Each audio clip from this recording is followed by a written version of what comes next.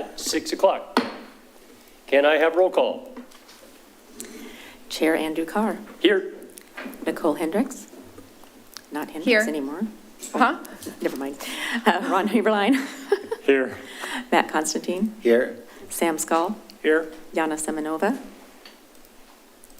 Jennifer Willard. Thank you. Please join me in the Pledge of Allegiance. I pledge allegiance to the flag of the United States of America and to the republic for which it stands, one nation, under God, indivisible, with liberty and justice for all.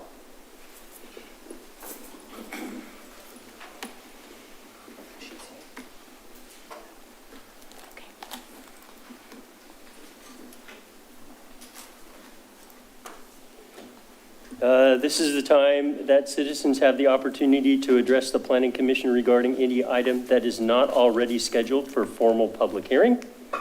This includes the opportunity to address any item scheduled for a work session. Therefore, if any member of the audience, either in City Hall or via Zoom, would like to speak about any other matter of concern, including any work session item, please raise your hand or send a message to the recorder using the Zoom chat function so that we may hear from you now. If you have not already, please fill out a testimony card and give it to the clerk. Also, please state your name and address for the record or state that your address is as provided on the testimony card. Is there anyone who would like to testify? Have you filled out a testimony card? Online. Okay. Was it on the three public hearing speaker item cards. or in general? Is it There's about the frog? There's a link somewhere and I filled it out. Like, was it about Frog Pond? Yeah, Frog Pond. Okay. Okay, we'll do that during the public hearing. Okay. Thanks, Truman. Thank you. And Chair, I may just note for the record, it looks like Yana? member Semenova's here. Very good, thank you. The September 11th meeting minutes are being considered as being previously distributed. Are there any corrections to the minutes?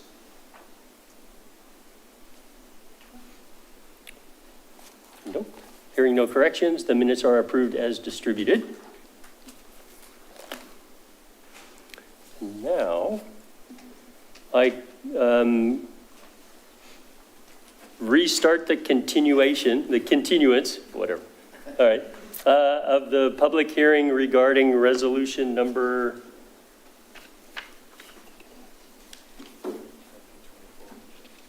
LP 240003 for the resolution of the Planning Commission recommending adoption of the Planning Development Code amendments for Frog Pond East and South Master Plan at 6:04 p.m. Have all commissioners familiarized themselves with the application? Yes. Yes, we have. At this time, I'll call for city staff to present the staff report, including staff's proposed recommendations along with the applicable review and approval criteria. Will city staff please present their report and recommendations?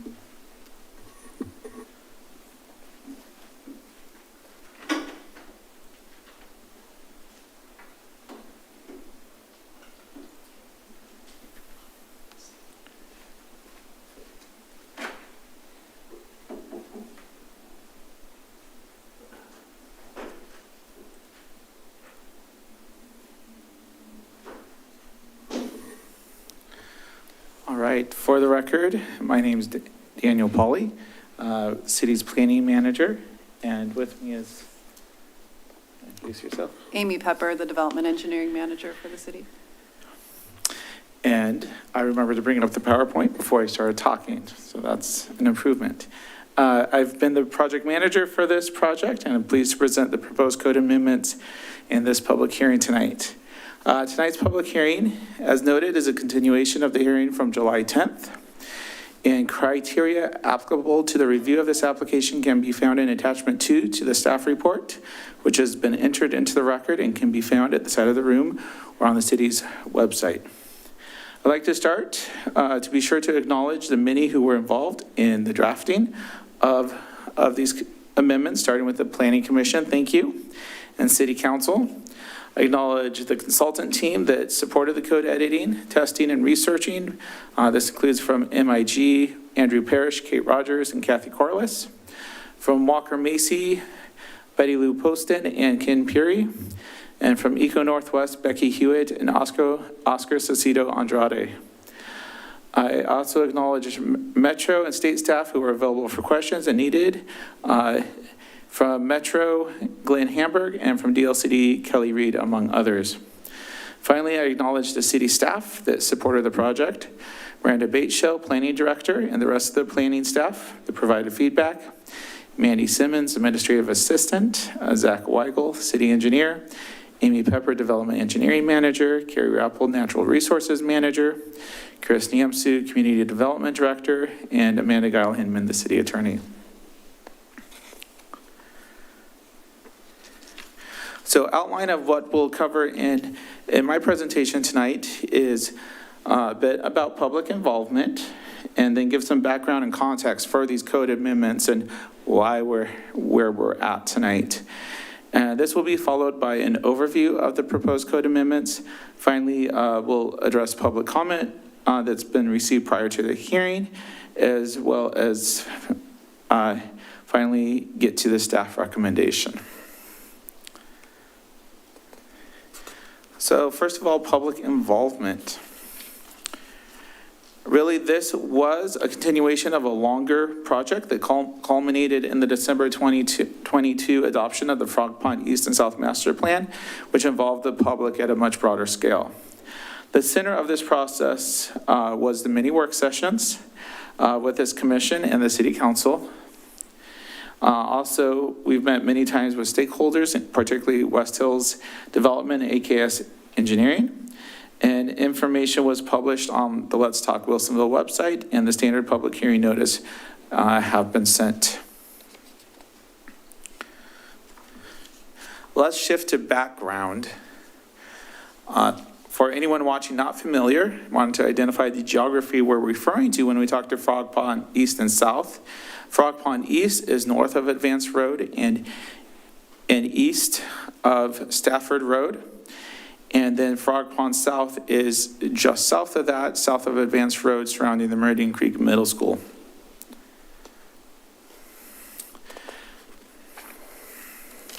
Also mentioned the Frog Pond planning that this is part of the larger ongoing city effort to thoughtfully plan for growth and housing needs. However, I will note it's independent from the current Housing Our Future project that's ongoing. Really, for the housing type data, we relied on the 2014, which is the last adopted housing needs analysis, as well as a separate affordable housing analysis that was done, if you recall, as part of the master plan.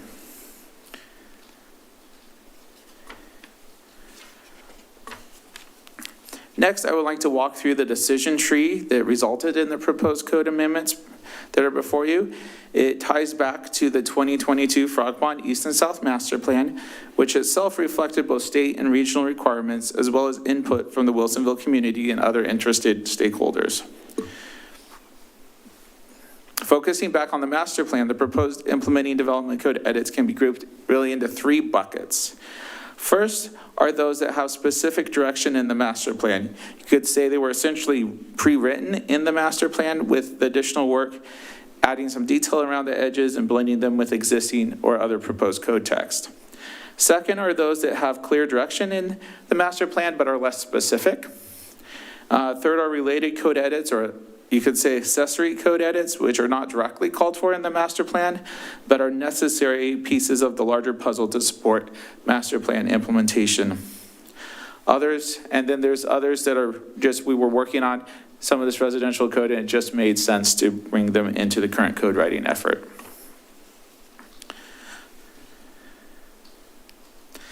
So the process for the different buckets of development code amendments looked a little different.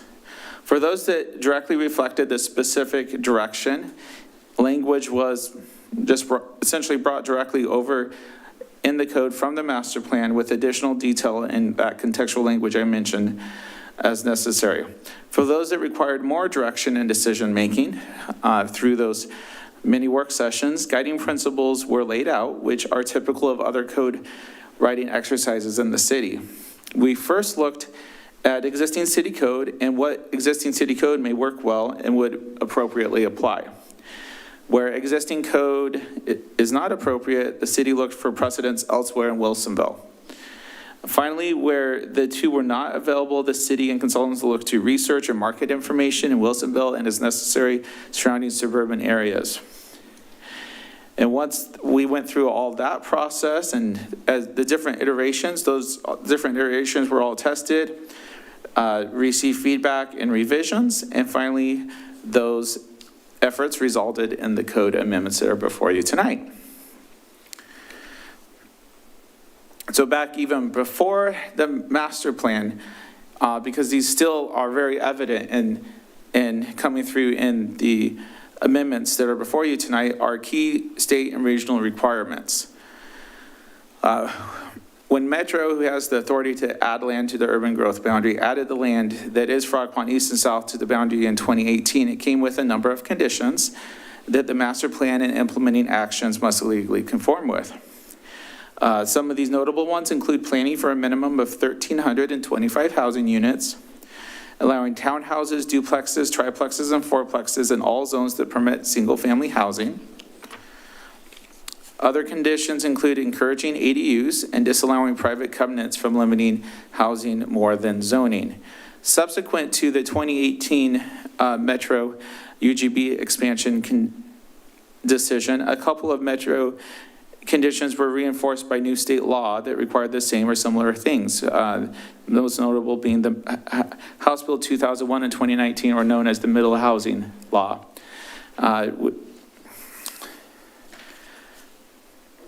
So with that said, next I wanted to summarize some key directions that came out of the master plan that really become very prevalent in the proposed code. Beginning with the focus on housing affordability. The master plan directs two approaches to housing affordability. The first is to require certain target unit types, including middle housing and small units for lower cost market rate housing. The second is to ensure regulatory barriers in the development code for below market housing are removed to give more opportunity to partnerships for those efforts moving forward. The next key master plan direction that I would mention is the direction to regulate based on this concept I called neighborhood within neighborhoods, which we called sub-districts in this case. These sub-district boundaries, which were established in the master plan, then refined into the development code, were thoughtfully considered during master planning. They're carefully defined by existing and planned edges and boundaries, such as the BPA corridor, the riparian corridors, and framework streets. They are generally designed where it makes sense to have approximately 20 acres. Page 47, the master plan specifically addresses the purpose of the sub-districts as this community design concept to promote neighborhoods within neighborhoods. The master plan directs further that a number of standards, including minimum unit type, housing variety, and green focal point, or some of the open space requirements, are applied at a sub-district level based on this neighborhood within neighborhood concept. This additionally ensures housing variety is throughout the development rather than segregated, and ensures close by gathering places for all residents in the future Frog Pond East and South. I will note this sub-district approach mirrors a similar approach in Villebois that use specific areas for neighborhoods with kind of that same neighborhood within neighborhoods design concept. Next key direction is land use variety, especially variety of housing throughout, as well as that commercial area. The variety includes a transective form with a central peak of more urban-like around the park and along the BPA corridor, feathering out into less intense form.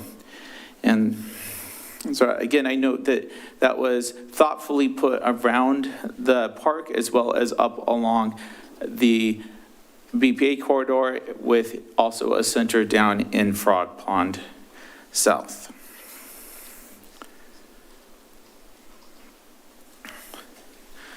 So I note that this proposed regulatory approach to housing variety and diversity is different than previously used in the city. The approach is different, really out of necessity due to updated state statute and rules. While the approach is different, it is clear and objective and results in similar variety and diversity requirements as other areas such as Wilsonville, and we've tested this quite a bit. It also aligns with other master plan areas in the region being planned and emerging regulatory requirements. Wilsonville has been successful with a variety of housing types and gives the city confidence the feasibility of the variety requirements for Frog Pond East and South. Below, I'll note some comparison to the variety of Wilsonville and proposed for East and South. Notably, the requirement for middle housing. As built, Wilsonville is just over 20%, and 19.3% is the assumed minimum for Frog Pond East and South. For the mobility ready, our calculations is it's about 16% of units would meet the mobility ready definition in Wilsonville, compared to around 10% as proposed in Frog Pond East and South. Finally, the percentage of detached homes is about 60% in Wilsonville, compared to about 50 to 60% is what we also anticipate in Frog Pond East and South. Frog Pond East and South master plan actually requires many fewer housing types than Wilsonville. The master plan could be built with as few as 3 housing types conceptually, where the Village Master Plan had 13, 11 of which were actually built. Also note the city reviewed some similar contemporary plans elsewhere in the metro region that have similar concepts and ideas in them, as noted in the findings.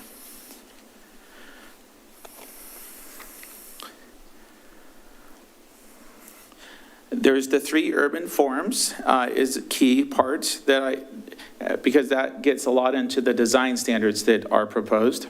So in looking at the urban forms, we look at building bulk such as height and width, also setbacks, what's between buildings, as well as lot coverage. And from the master plan, these are the 3 types. Type 1 is kind of less setbacks, larger buildings, with type 2 being kind of moderate setbacks, moderate sized buildings, and then type 3 being more setbacks and smaller buildings. And as you see here are some examples of what those may be like. But while there's examples here, the key point is in each of these urban forms, you can put any of the housing types. You just have to have it meet the different urban form criteria, design standards. Let's talk about that step in that flow chart that was about testing, feedback, and revision. A bit more detail about that. I mentioned all those work sessions we had with you and City Council, received a lot of great feedback through that. Thank you from developers and their consultants, city staff, our consultants that we worked with, as well as testing it by an urban design firm. So just want to give some examples. A longer list of this is in the findings. We reworded and kind of really narrowed down a definition of net development area based on feedback. We introduced the concept of allowing a percentage of the mobility ready units to be essentially primary and main type units, where you have portions that are served by stairs but still have all the facilities necessary for living on one floor. A lot of iterations of the stormwater standards, which we'll get more into later. We simplified greatly the approach to side yard fences that were being complemented. We modified the standards around garage width to be more consistent with what's standardly produced and not have as many custom ordered garages. We moved to allowing articulation to be used for certain multifamily buildings for the maximum building width in urban form 2 rather than actual separating the buildings. We introduced the concept of business integrated dwelling units for additional flexibility in the mixed-use commercial area. We ensured that standards for multifamily in urban form 3 can accommodate multifamily in areas that would otherwise likely be served by a private sewer pump station. We allowed more flexibility than we originally contemplated on building height in urban form 3 to allow 3-story townhouses. We provided a clear number of units for each sub-district and tax lot rather than using formulas to make this code more clear and objective. We optimize flexibility for different types of units to count towards target units, including middle housing, those target units, which again are middle housing, small units, and mobility-ready units. We allowed flexibility across sub-district lines to help meet the different minimum standards. Added language allowing minimum requirements to be reduced if net development area unexpectedly was lower than expected. And we put a lot of effort into special language about calculating net area for the area around the commercial Main Street to make sure we exclude like commercial parking areas. We incorporated, we also have recently added the allowance for earlier waivers for Frog Pond East and South. So those are just some of the examples. So with that, with the background process and context discussed, let's talk through the actual proposed amendments, starting with those specific to Frog Pond East and South.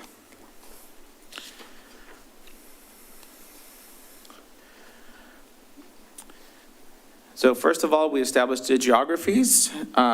Sub-district is the largest geography with where there's different tax lots within that sub-district. We allow those, we gave assignment to each of those tax lots to give real flexibility for developers over time in terms of whether they're consolidating lots or not. Subdistricts are implemented. Additional detail was added to the sub-districts to make sure they're clear and objective and can easily be mapped, that there's no question of where those boundaries are. A combination of housing variety standards and this sub-district or geographic extent we used ensure that there's a variety on each block, or that the adjacent block is consistent, which is consistent with language in the master plan. We have the variety standards are, I want to know, are specific and targeted to outcomes directed by the master plan. It does offer a variety of ways to meet each of the variety requirements, which allows more flexibility than a prescriptive mapped master plan like the cities used before, such as in Villebois. And at least 2 or 3 housing types or configurations can meet each variety requirement, including types that have been historically built in suburban Portland markets, including Wilsonville. The city did, as you'll see in your packet, analyze the impact of all these variety standards on housing costs, since housing costs is a central part of what we're looking at here. Housing variety requirements that are indicated in the tables in the proposed code do require additional unit types that might otherwise be built, which can increase certain design and construction cost. However, care was taken in drafting the standards to establish standards that did not create too granular of standards or unduly decrease the ability to use standard industry efficiencies in design and construction.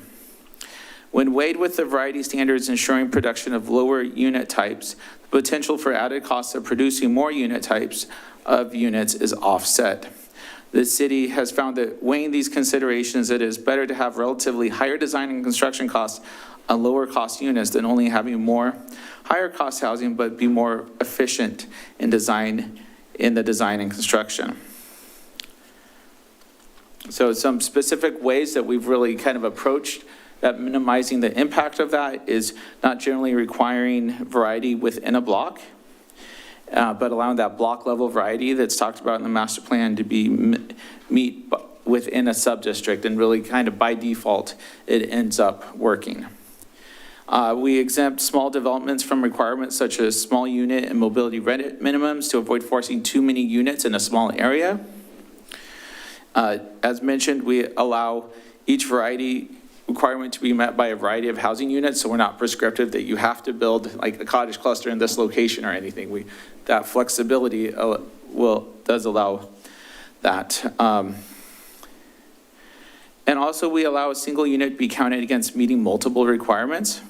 For example, a cottage and cottage cluster could meet middle housing, small unit, and mobility ready requirements, which then if you're able to meet all those with those, then it opens up more flexibility to the rest of the land as well.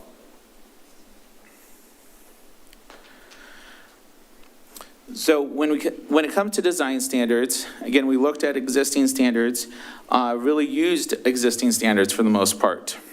We really looked at what existing standards from Frog Pond West make sense versus what standards that apply citywide, particularly ones that were adopted when we adopted new residential design standards with the middle housing project recently. I will note that parking's listed here. There's nothing special we did about parking here. It's consistent with other residential areas, which per state statute, most of our state rules, most of our residential areas don't have a minimum parking requirement. But while we're not requiring it, we're not doing anything to discourage provision of parking either.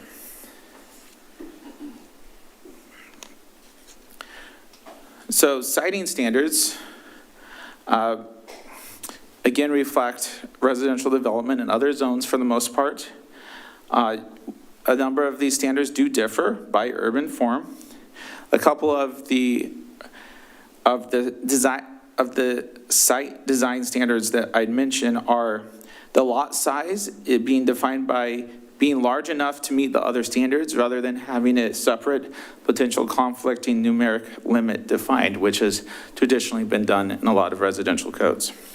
And also we introduced the maximum building width being defined, which is a key element of differentiating between urban forms.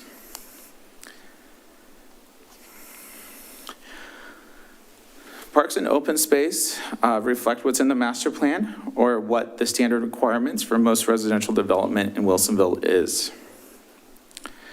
Other public realm elements such as street trees, street lights, signs, and gateways are all as specifically directed in the master plan. And then there's the commercial component as designated. So the commercial area in Frog Pond East has always been part of the plan for Frog Pond East. This was reflected in the area plan and carried over into the master plan and the associated comprehensive plan amendment. As such, we really want to make the code drafting needs to take care to ensure the intent of this area while being as flexible for mixed use development. We really then turn to that notion as shown in the flow chart of using precedents and examples from elsewhere in the code that worked.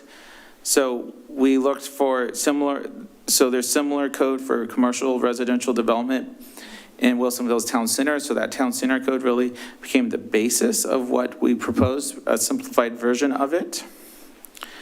And an important consideration for this Main Street area on Southwest Main Street is what percent of the ground floor to allow it to be residential rather than commercial. So we find it reasonable and to be consistent with the other areas to allow up to 50% of the ground floor to be residential, consistent with what's allowed elsewhere. The vast majority, being a little repetitive here, so I'll shorten this up, is, again, it's just being consistent with those other commercial areas. But I also want to call out again that we are adding those for additional flexibility along that Main Street. The city is allowing the business integrated dwelling units to count as commercial space accessory to a non-residential use.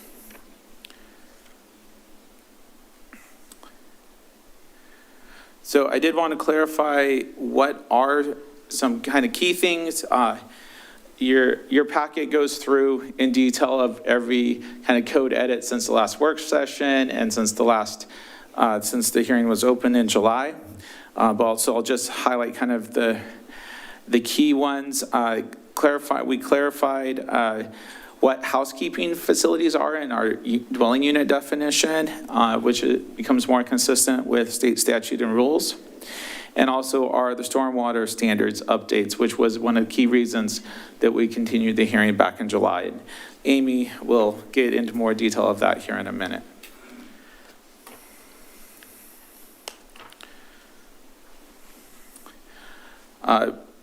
Another recent update is regarding waiver language.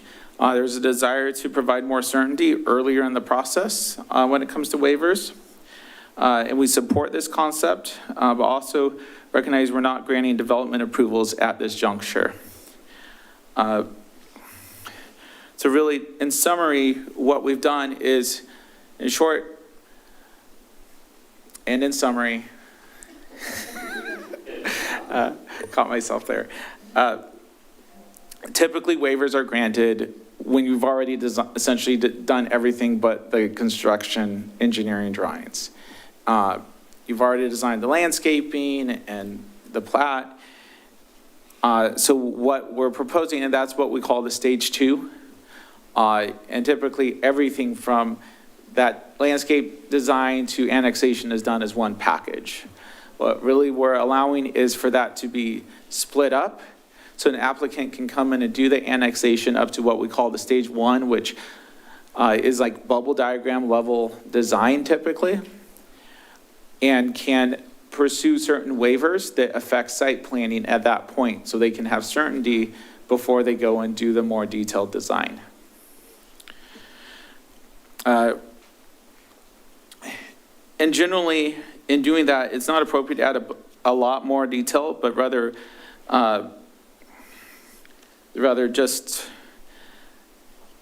so what we did, we're careful not to create duplicative standards, but leave at kind of this purpose statement level, which leaves it open for enough flexibility, because as you add more detail, you reduce the flexibility the waivers allow. And what we did do is we found, as we kind of reviewed this waiver language, that some of the waiver language is scattered throughout the code. So I think one thing we've done that's come out of this that's not really before you tonight, but as a tool that we've developed, is to have a worksheet or a guide that brings all those standards together, so it's easier for an applicant to pull out this one sheet and understand everything that's a mandatory criteria, as well as things that are factors to consider in support of a waiver.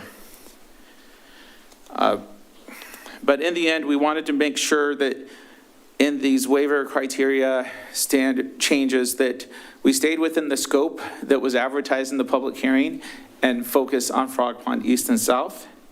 We wanted to be careful not to create a duplicative, clear and objective path. We do provide where there is specificity, and this is consistent with how it was designed in Villebois essentially, is there's sideboards on how much you can deviate from the master plan, because the community was intentional about what's in the master plan, and we don't really want to allow waivers approved by the DRB to completely override the intent of the master plan. So there are some specific sideboards put in about that. I will note that kind of in that spirit, there was a memo I sent out today that you have before you that adds some more detail and clarification. There was language that one of the waiver criteria we introduced for East and South was essentially that you need to be compatible with how it's described in Chapter 6 of the master plan. We went through and added additional details about what specific language in Chapter 6 we're looking for as criteria versus what are more just general language that you should consider when you're defending any of your other factors from elsewhere in the code. Because there's a section of the code in section 4.140 that essentially has this list of kind of purpose statement type language that are the different factors you consider, such as, does it create a better development? Does it address like unique aspects of site shape or something like that? Does it better implement a certain component of the comprehensive plan?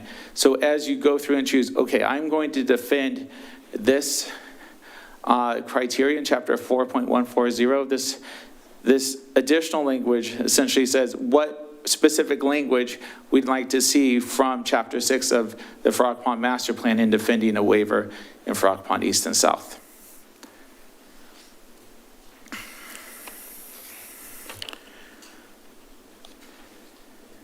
Let me just look at my notes. I know there's a lot of that recently. I just want to look at my notes, make sure that I didn't miss anything, and maybe I'll open up briefly to Miranda or Amanda if there's anything there that you think I missed.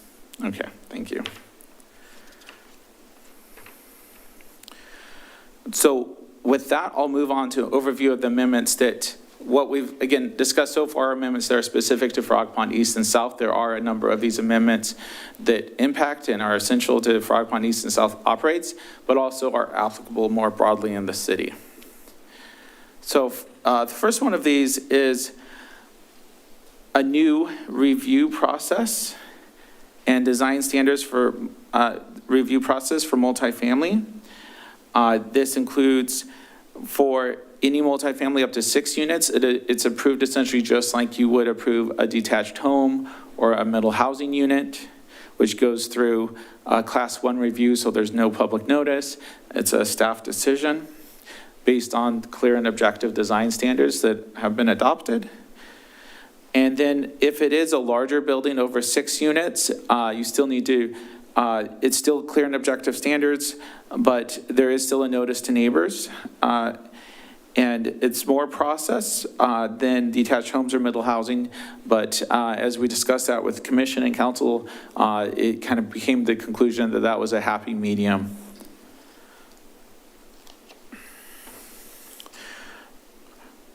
So to summarize that, did a side-by-side of what the current review process is for multifamily versus what's proposed. So in both, you'll still review the functional layout, the stage 2 plan, which is kind of equivalent to like a plat through the development review board. Where there's required open space, that design will still go to the development review board. But what's different is the design of the actual building when it goes to construction will go directly to staff, as well as any like not required landscaping, but kind of the shrubs that you're putting around the edge of the building would also go through that administrative process.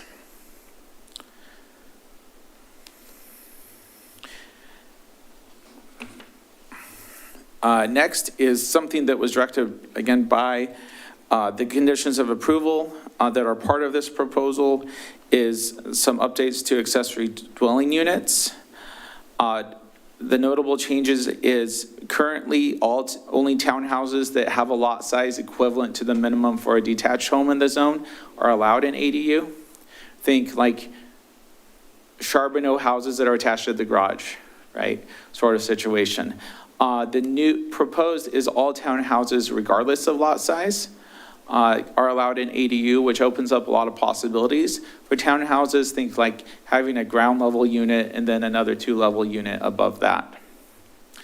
Currently, there's an additional land use process where there's an additional application and additional fee that really is not very meaningful, frankly. So the review process is updated just to be consistent with detached homes, every other essentially type of housing. We also were sure to make sure that setbacks, where there's larger setbacks required for accessory buildings, that those are specifically reduced to be consistent with the setbacks allowed by for cottage clusters, which are similarly sized buildings. And with that, we're going to switch to stormwater design, residential stormwater design standards. So I'll let Amy take it through this component of it. Thank you. So Dan mentioned that this is an overall city standard update. So currently in the development code, our stormwater standards basically say you have to submit a stormwater report.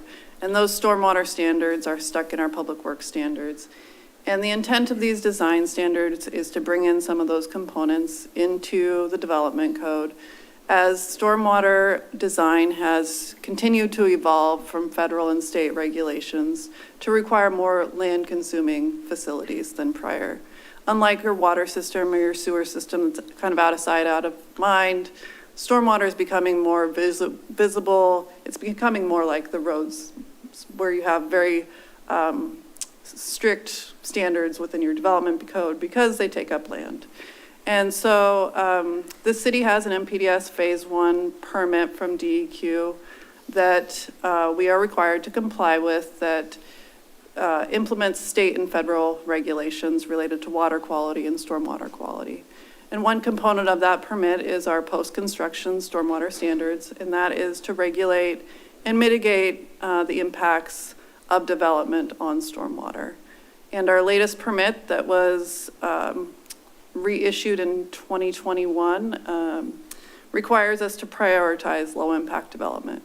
Low-impact development is really a planning exercise to integrate stormwater within your planning exercise to make sure that you're having smaller facilities that really manage stormwater closer to the source. And so that's the intent of the design standards, is to take that concept of low-impact development, of managing stormwater closer to the source, and putting it into your development package. With the state law of providing clear and objective criteria for residential housing, the standards are intended to provide some clear criteria, but still provide flexibility with the actual infrastructure that's installed. So swales are allowed, planters are allowed, rain gardens are allowed, ponds are allowed. Really the prioritization is what areas should be looked at by developers in putting those facilities. So the standards are written so that medians and landscaping strips and where you would normally have vegetated areas within a development, those are prioritized for stormwater management. And that we're moving away from the large regional detention pond that's kind of out, away from visibility, that's hard to maintain. And we're bringing that and incorporating it into site design. So these standards do identify that when you bring stormwater facilities into, let's say, a landscaping strip along the right-of-way, there are conflicts that are existing. Driveways are a conflict, fire hydrants, streetlights, et cetera. So recognizing that there are those conflicts. So while you do have a landscaping strip, something else may take priority over stormwater. Next slide. As I mentioned, while we're moving away from regional large facilities, there is an allowance in the code amendment tonight that allows for more of a block size facility. We've identified a size of about 4 acres, looking at development within Frog Pond West, as well as development around the city to kind of try to right size where we can put ponds. We don't want the large facilities, but we're also not looking to have stormwater facilities in everybody's front yard. The language also provides clear guidance on where waivers to the stormwater standard should fit. Our permit has pretty clear standards on our post-construction standards and where deviations can be evaluated by the city. And those are based on technical or site constraints. And so rather than have them go before the DRB, there's a separate process where a city engineer would look at those waivers as more of a technical item. Next slide. And then there's a few of the stormwater design standards that are unchanged. It's just bringing them again into the development code. Ownership and maintenance of these facilities has been by the HOA or private parties for many years, as the city doesn't have any other mechanism for maintaining these facilities. There's always been the requirement to minimize impervious areas, look at permeable pavers where you can. Those are already in the standards. We're just bringing them into the development code. And then making sure these facilities are accessible from the right-of-way. As these facilities age, we want to make sure that if they're not being maintained by the HOA, the city has an easy way to go in and maintain those facilities. So that's why they have to be accessible from the right-of-way. But again, these standards are direct from our public works standards that are existing and just being brought into the development code. That's all I have. Thanks, Amy. Appreciate that. So I'll briefly mention other citywide proposals. As you'll recall from work sessions, we talked about through access for narrow fenced side yards to ensure increased maintenance and encourage increased maintenance of those. consistent with regulatory requirements preventing CCNRs from limiting housing beyond what zoning does. And finally, editing our general site design review standards to acknowledge that they don't apply where we've adopted residential design standards that are clear and objective. So with that, I want to go into some public comment. In this, you did receive, we'll receive some more oral comment today, but we did receive a letter that you have at the dais and received earlier. So in that, that's from on behalf of West Hills. And as I discussed this, I wanted to first of all acknowledge West Hills and AKS, who, as you know, they've been in a lot of work sessions. Their feedback throughout the master plan and this code project has been helpful, and some of which has resulted in modifications over the past year to the originally proposed language and what the commission, to result in what the commission sees in front of them this evening. As highlighted in the findings that are in the packet and in the record, and as I previously noted, through discussions with the commission, city staff has worked very hard on incorporating their feedback while staying true to the master plan direction and other requirements. The recommended code amendments we find are reasonable, appropriate, and thoroughly thought through and balance the various feedback we received throughout the master plan and throughout all this process. We recognize that West Hills has noted a variety of concerns in their comment letter. And several of these are actually not part of the proposed amendments before the commission tonight, but they wanted to put them in the record. So West Hills is looking towards entitlement of a specific development project on property that they have an option on. But just a reminder, tonight is about adopting code for reviewing future development applications. This process will not preliminary approve or provide like specific certainty about any particular plan. The items listed on this slide are not part of the code amendments before you. This include roundabout requirements, transportation SDC reimbursements, a large future potential for a large lot subdivision, downstream storm improvements, and sanitary sewer capacity. So these are all either part of the current adopted city policy or relate at a time that will be taken care of at a time of development review. Specifically, a lot of them deal with a development's impact and determining proportionate share of responsibility on infrastructure improvements. The city's committed to continuing these discussions with the applicant, but we'll leave it at that on these topics tonight, since that's not what's before us.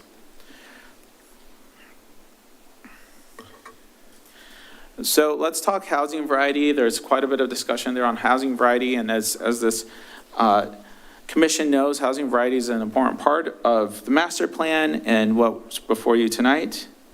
We previously discussed quite a bit the role of subdistricts and the intentionality of regulating by subdistricts. The waiver process that's proposed in the letter, we're concerned would allow a developer to not follow the master plan as it relates to variety throughout and the block level variety.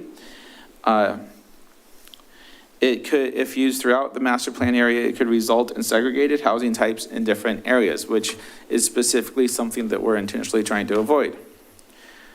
I do want to acknowledge the viewpoints expressed in the letter have been presented, as you may recall, throughout the master plan and development code drafting process, and has been discussed with you and has been duly considered, along with other input, compliance with the master plan and other regulations. Since the first drafts in early 2023, significant changes have been made based on the feedback. Some of those I highlighted before. But I want to be specific. The original drafts had very granular block level variety with rules of adjacency, similar to what we see for rules of adjacency for design. And also there was no flexibility for moving things around between sub-districts. In the amendments before you, there is no independent block level variety standard, as that's really accomplished for the most part by regulating on the sub-district level. In addition, the draft code allows reasonable flexibility by blending requirements along sub-district boundaries. Further, the proposed code is clear that variation from housing variety requirements is allowed through the DRB waiver process, and acknowledged earlier that a typical, and there are, sorry, some of my notes weren't great here, but, and I'll leave it at that.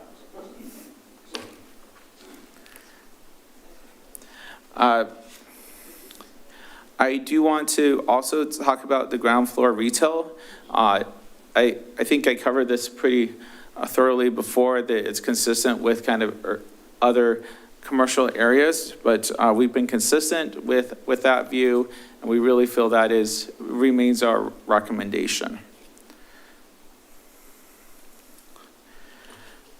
Then stormwater. I mean, we just heard a lot about that, and just want to, again, acknowledge that that was a big part of the delay from July. And it's laid out, and we laid it out in quite a bit of detail tonight, as well as in the findings. It's important to have this limit of size in ponds, and that's really necessary and prudent. We really worked hard to find the right balance there. And we feel that the 4 acres proposed is a reasonable and defensible compromise. I also want to note that we did use Frog Pond and some other Frog Pond West and other developments, but we also looked at conceptual blocks in Frog Pond East as we were working on determining what size that would be. And as Amy noted, individual waivers are available for technical issues on a site-specific basis. Anything to add on that, Amy? No. Okay. And with that, I will conclude with the recommendation to approve the resolution recommending to the City Council approval of the proposed development code amendments, including those additional ones in the memo that you received today. So thank you.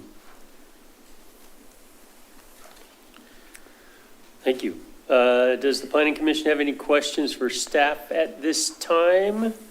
There will be additional opportunity to ask questions following public testimony, but you want to just go down?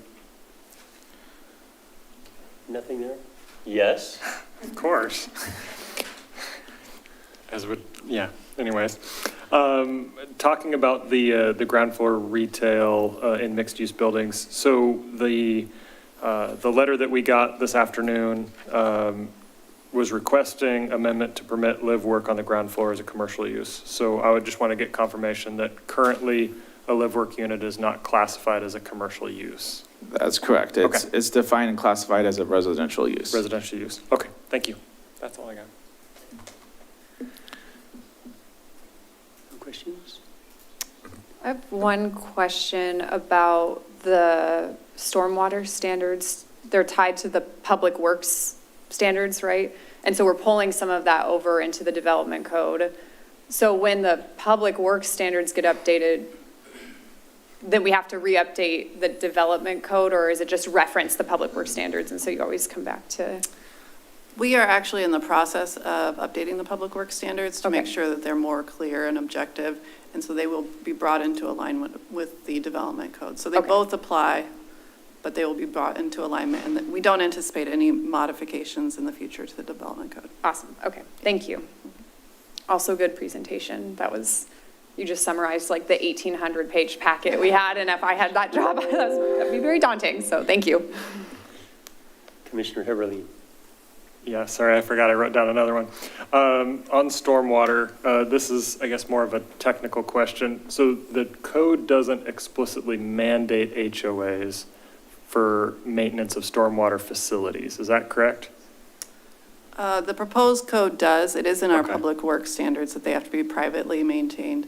Development essentially has to pay for development with Okay. these facilities. We don't have city funding, like our stormwater utility fund isn't actually big enough to cover maintenance of new facilities, so they are maintained by HOAs. Okay, I just wanted to Yeah. confirm that. Okay, thank you. Commissioner Semenova, any questions? Not at this time. All right, thank you. Yeah, I just want to say thank you for the summarization of, it's not 1,800 pages, but there are quite a few pages.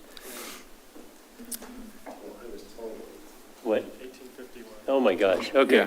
It was 1,851. Some of that's repetitive. Yeah, I've read them more than once.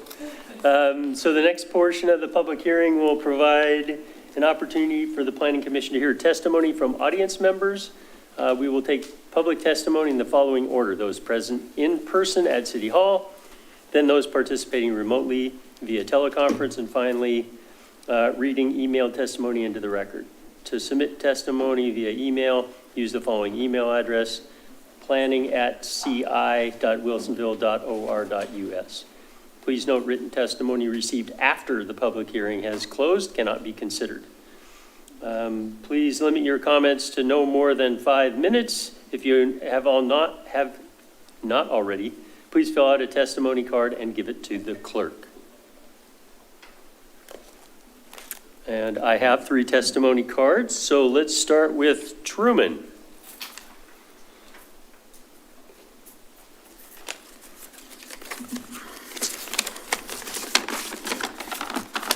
Okay.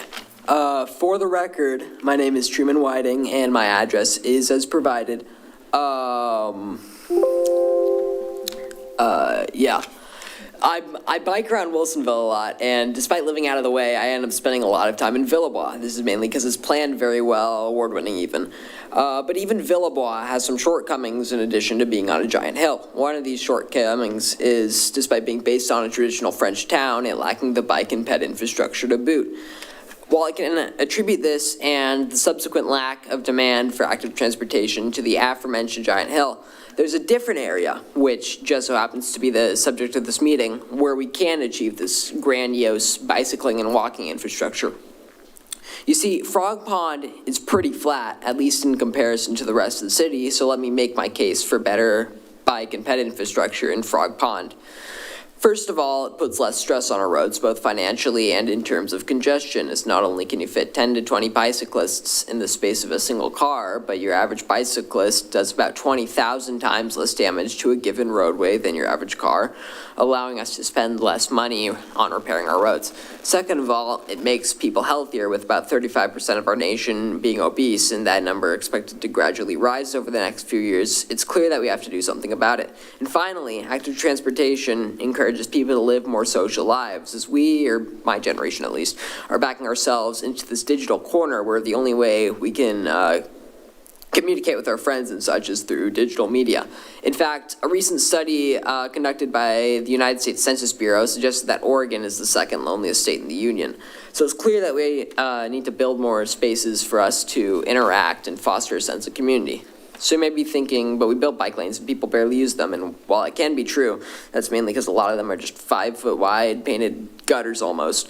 With the exception of a few brave souls, in order for people to actually use bike lanes, they need to be part of the infrastructure. My favorite example of this is 5th Street from Boone's Ferry Road to Kinsman. This should be what every collector road in Wilsonville should look like: a shared use sidewalk protected from the road by a line of trees. Same thing with a protected, almost bike roundabout with Kinsman Road. The current plans for bike infrastructure in the Frog Pond East and South Master Plan is unacceptable if you want it to stand the test of time. There should be separated bike lanes where they are protected where they are painted, so on and so forth. And to tie into my previous point, in order for people to interact with each other, we need things like corner stores and coffee shops for people to gather, also known as third places. I say each sub-district should have its own cafe or corner store near each of their green focal points. Maybe you throw in something like a Amazon locker, and who knows, maybe a smart bike share station or something if the infrastructure is good enough. You could call them sub-district centers. No Frog Ponders should be more than a 5-minute walk or 1-minute bike ride away from one of these. This would undoubtedly build a stronger sense of community within each sub-district, making them act more like villages of sorts, villages with fewer lonely people. As you can tell, I'm very passionate about this topic and would be glad to answer any questions you might have. Thank you guys for having me up here. Thank you, Truman. Questions, comments? Yes.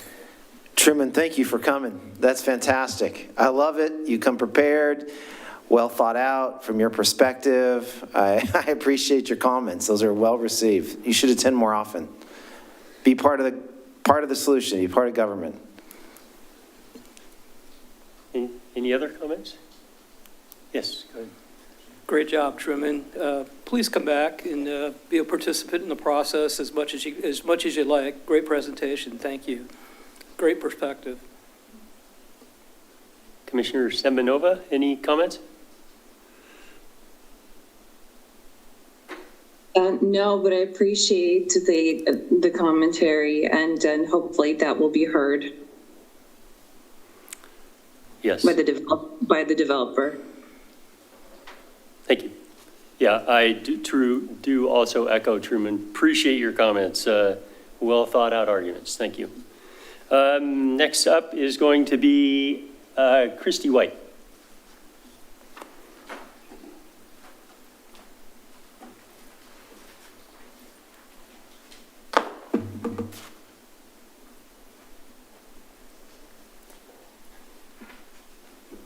Hi, I'm Christy White for West Hills Development, and with me is Mimi, and what we were, with AKS Engineering, what we were hoping to do is she was going to go first and set some context for my comments, and if that's okay, we would just reverse our cards. Works for me. Okay, thank you. Good evening, Commissioners. First of all, I don't think it's fair we had to go after Truman. That's just harsh. So my name is Mimi Dukas. I'm with AKS Engineering here on behalf of West Hills. We have been on this journey together. So here we are, headed into the finish line. You are being handed out the latest iterations of our site plan concepts. Some of you have seen this before. Some of you have not been on the entire journey with us. So I wanted to talk through this site plan a bit before Christy starts talking about the actual code implications. Our site plan follows the framework for the Frog Pond East and South Master Plan. We've got the main street along Brisbane. It's got the mixed-use buildings that create that entrance off the roundabout. It ends in the visual vista of the park. We have a variety of housing across the district. We've got attached homes, detached homes, multifamily. Most of the homes are alley loaded for the single family homes. We do have one out parcel that is not part of our site. It's on the west side of 63rd Avenue. Those lots are grayed in for an example of what could happen in that land. We do have a wetland located next to that out parcel. It's shown with the blue with the speckles in it. We have some special considerations for how the site gets laid out. Number one, we've got the frontage along Stafford Road that is a bit pinched where the wetland is located. That's the primary difference between the two concepts. One shows townhomes along Stafford Road, the other shows apartments. Those would be walk-up apartments. That depends a bit on the market. We think that those are both good options, and I believe you were in general agreement with that. So what you may notice that is newer in this plan is that we've updated our stormwater. In the middle of the plan, on either side of 60th Avenue, within the streets, there are little green rectangles along the streets. Those are the swales that are expected to accommodate stormwater in the central basin. So there's a triangle in that 60th corridor that drains to the south. And so the swales are provided in that basin. And then there are some ponds that are needed to finish the stormwater treatment and detention. For the east and west sides of the project, we believe that there's special opportunities for stormwater, particularly along the BPA corridor. That's really not terribly usable land. There'll be a trail corridor through there. But aside from that, there's not a lot going on. And so what we've said from the very beginning is that we would like to put our stormwater in that BPA corridor for the eastern drainage basin. That's a good use of land. It leaves the efficiency for the developable land. You'll note that the streets the rights-of-way are more narrow in the western side than they are in the middle. In the middle, we had to widen those rights-of-way to accommodate those swales. And that's fine, that's a concept.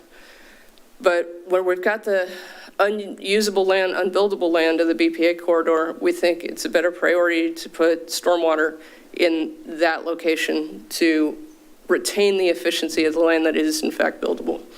Same concept over on the west, adjacent to the multifamily. We've got the wetland in that area. That is a skinny strip of land that's really not buildable per se. We think that that highest and best use is really a pond. So we understand staff's goals of minimizing ponds and treatment at the source, but we think you've got some special opportunities in these two locations. In terms of housing variety, you can see that we've got a variety of housing types. They're all color-coded across the whole plan. We've talked previously that multifamily is not a housing type that can be scattered around a site like this. That is a commercial builder typically that manages the entire complex, and it needs to have a consolidated footprint. So it's a piece that we've struggled with on the housing diversity, trying to meet it per sub-district. Single-family detached, single-family attached, and multifamily are all pretty standard housing types. West Hills has worked hard to accommodate those three. The additional housing types that are in tables 6B and 6C are ADUs and cluster housing. Those are both much more difficult. ADUs are particularly difficult when we've got small lots, which is what you see in most of the field on this sketch. Those small lots, we're already putting a lot of housing in there, which is a goal to maximize the efficiency of what you can do in Frog Pond East and South. There's just not that much space left for ADUs. We think that that's balanced out with the multifamily and our total unit count. We've accommodated a high number of dwelling units across the whole district. We've achieved housing diversity across the whole district. That does not match the code as it's currently drafted. So I think that helps set the context for Christy, and you can take it from here. Great, thank you. Is this on? Yeah. Christy White, Land Use Council again for West Hills Development. And first, I just want to start by acknowledging how long this process has been, how directional it's been, and how cooperative and collaborative staff has been with our iterative meetings and working through feedback and presenting different ideas. And that is a hard process because everybody gets issue fatigue and everybody just wants to let it be over already. And that includes us. So we have very few remaining issues, and I just wanted to highlight a couple of them and let you know why we think the way we think on these three issues. On the stormwater code, as Mimi introduced it, this property is unique, right? Because we have a large BPA easement and then we have a large wetland area. We can't build homes in the BPA easement area or in the wetland, of course. So if we can use these areas more efficiently for stormwater ponds, then we can preserve the balance of the land to meet the housing density and diversity standards and streets, parks, and open areas. Again, we've worked really closely with staff on this, and we appreciate what they've proposed that would allow a combination of swales and ponds. That was a big move, really important for us, and we appreciate that. And we're going to build, as you saw, both swales and ponds, in fact, extensive swales in the Central Basin. But we're here to request that the city remove the 4-acre limitation. We acknowledge that the city studied that well and looked at Frog Pond West to see how large those ponds were, which as I understand it were like 2.5 to 3 acres or something. So they thought 4 acres, a reasonable assumption, would work here. But that as our property, this area, has much larger areas that aren't buildable and therefore can't contribute to housing density and diversity. So if we can remove the 4-acre limitation, then we can size the stormwater ponds to use the BPA easement and the wetlands area while preserving the rest for housing development. And if you look at that site plan, you don't look at this and say, oh, there's huge, large regional ponds. There's actually scattered ponds in reasonable sizes that in combination with swales allow us to retain enough buildable land outside the easement area and the wetland area to serve and meet the stormwater standards both for quality and quantity. We also acknowledge that what staff did here is provide an off-ramp for us that we could get a waiver in order to have those ponds upsized. Of course, we would prefer to have this more objective and remove that limitation so we could be sure that we could proceed with this kind of pond plan on what you see as layout 42. It also seems like maybe the 4 acres could lead to an undesired result. Maybe I'm misinterpreting this, but it seems to suggest that we could have multiple 4-acre ponds. So we could use the BPA easement area and build multiple 4-acre ponds instead of one pond, which would just increase costs and maintenance, and I'm not sure that that is an intended result. So the request there is if we can provide more language that gives us more certainty that through a waiver process or the alternative, we would be able to size these ponds in a manner that's reflected on this plan 42 and 43. I'm going to move on to the housing density and diversity. We have no problem providing 3 housing types. In fact, we're going to provide more units in the 3 housing types than is required across the plan area. And I heard Dan's presentation, and I agree that the objective isn't just more units. It's more units and diversity. But as you heard Mimi talk, there is some constraints when you have multifamily development and how you manage multifamily development. So as drafted, the code requires counting those housing types by subdistrict. And if we do that, just to be clear, we'll have 2 housing types in 2 subdistricts and 3 housing types in the 3rd subdistrict. But across all subdistricts, we'll have more units than the code requires with the same diversity. So for example, under this Plan 42, we would build 164 middle housing units and 264 mobility/small units. The code would only require 108 middle housing units and 28 small and 55 mobility. So this isn't just like we're doing a little more. We're actually having diversity across sub-districts, but also across that diversity, more units in each of those unit types. So all of these units, and we completely get the neighborhood within neighborhood thing, but if you look at this, what you're going to be able to see is that all of those units across the sub-districts are served by the same roads, the same neighborhood amenities, all walkable to the same parks, fields, and commercial uses. So this diversity will live on the ground as a neighborhood. We support the density and diversity, but we need to be able to execute it and have it do that feasibly and not with increased costs. So we've asked for, and they have responded, staff has responded with waiver language. Of course, we would like that waiver language to be more objective. If we can hit a threshold of more units across all sub-districts and meet your diversity goal, we can rise to that occasion instead of leaving it entirely discretionary. Again, appreciate staff's emerging and evolving conversation on that topic. Mixed use.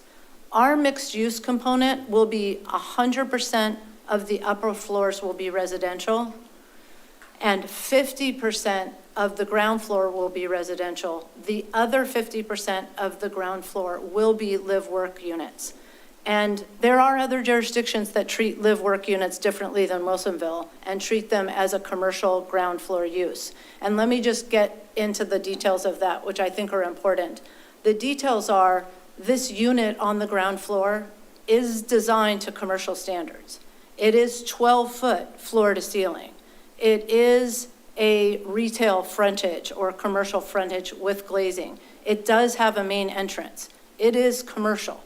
And as an example, a unit like that is non-exclusive residential and has office or a retail use in it would qualify for the vertical housing tax credit under state law as commercial active ground floor. So we are requesting that you treat the live-work unit in that context as the commercial frontage for 50% of the frontage, because that's exactly what it will be. And in the future, for example, because it will be designed like that to commercial standards, if the retail market rebounds and is supported in this area, you can even intensify the 50% ground floor with more intense retail or office uses because it's built to that standard. We have run into this in a lot of other jurisdictions as well, where the goal is to have active ground floor use for 50% of the frontage, also to qualify for vertical housing tax credit. And what we're seeing other jurisdictions do is treat live-work units in this commercial manner because it's at a scale that avoids vacancy, is a scale that can create that active ground floor instead of just the hoped for, if we'll build it, they'll come. We don't want to have dark storefronts, and allows that future conversion. And some jurisdictions, like the city of Portland, are now removing the requirement that you had active ground floor commercial and allowing you to replace it with residential to get rid of the dark storefronts. So we don't want to walk into the problem, and we feel like this ground floor active live-work unit could be a very good result and resolution here while building it for any future more intense commercialization. So our request there is an amendment to what Dan showed on the slide, which is to actually treat the ground floor live-work unit as commercial, as contributing to the 50%, and allow the other 50% to be residential.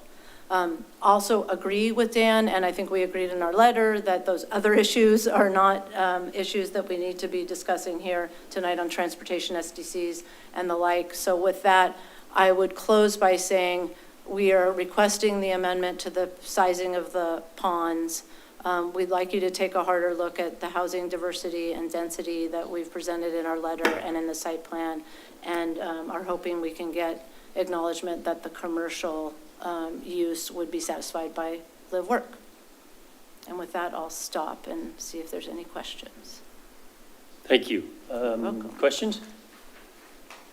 Yes, Commissioner Heberlein. Yeah, thank you for the presentation, and thank you for the graphics. Sure. These are always very helpful. One question that I had is regarding the stormwater ponds that are depicted Yes. in Subdistrict E4 and E6 at the BPA easement. What are the sizes of those proposed ponds? Mimi, can I call you back up here? They serve, for example, the stormwater pond in the BPA easement would probably serve from 15 acres of about 15 to 18 acres of residential. Somewhere in that range. The pond itself isn't that size. Yeah, what's the physical size of the pond? The physical size of the pond, that tract is probably about 4 acres. The pond itself includes the grading and the mounding, and really it's more conceptual. We could do it as a long linear facility so that it goes along the trail and follows the contours a little bit more. It's more the idea of being able to do a regional pond within the BPA corridor. So we think it's somewhere in that size, but the configuration could change. It needs to be in that general location. So it will exceed 4 acres. Yeah, and I guess that's what I was trying to understand is what expectation would you have in terms of what the size of the pond would be? I mean, because I'm not great without a scale that I can do some quick calcs on, is it 10 acres? Is it 6 acres? Is it 30 acres? That green square is about 4 acres. Okay. So you can't, so there's a difference between the service area, right? Right. It would be treating an area of about 15 acres, 15 to 20 acres. So it's treating a service area of 15 acres, but the pond itself could be around 4 acres. And the limitation on 4 acres is that you can't serve more than 4 acres. Yeah, unfortunately, we're using 4 acres in two sides of the equation there. So they're not gigantic ponds. And the tract. But they serve more land than they're allowed to serve under the current code. And the physical pond would be smaller than that green tract.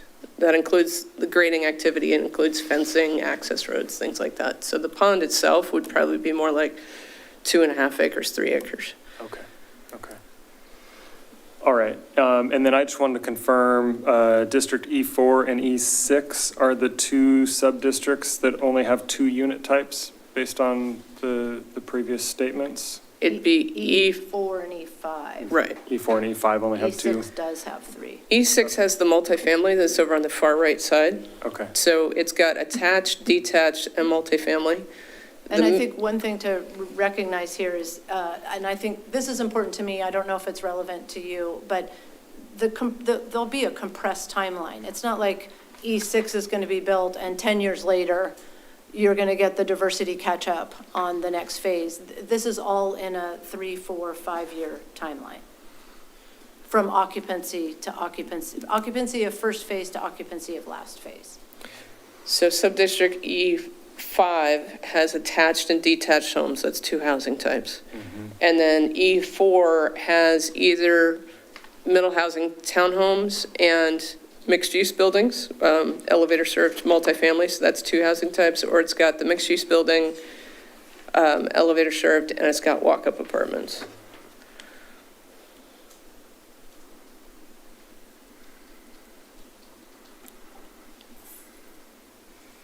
It's really the middle district of E5 that just cannot seem to satisfy the third housing type with the multifamily. You can see we've got multifamily on the right, multifamily on the left.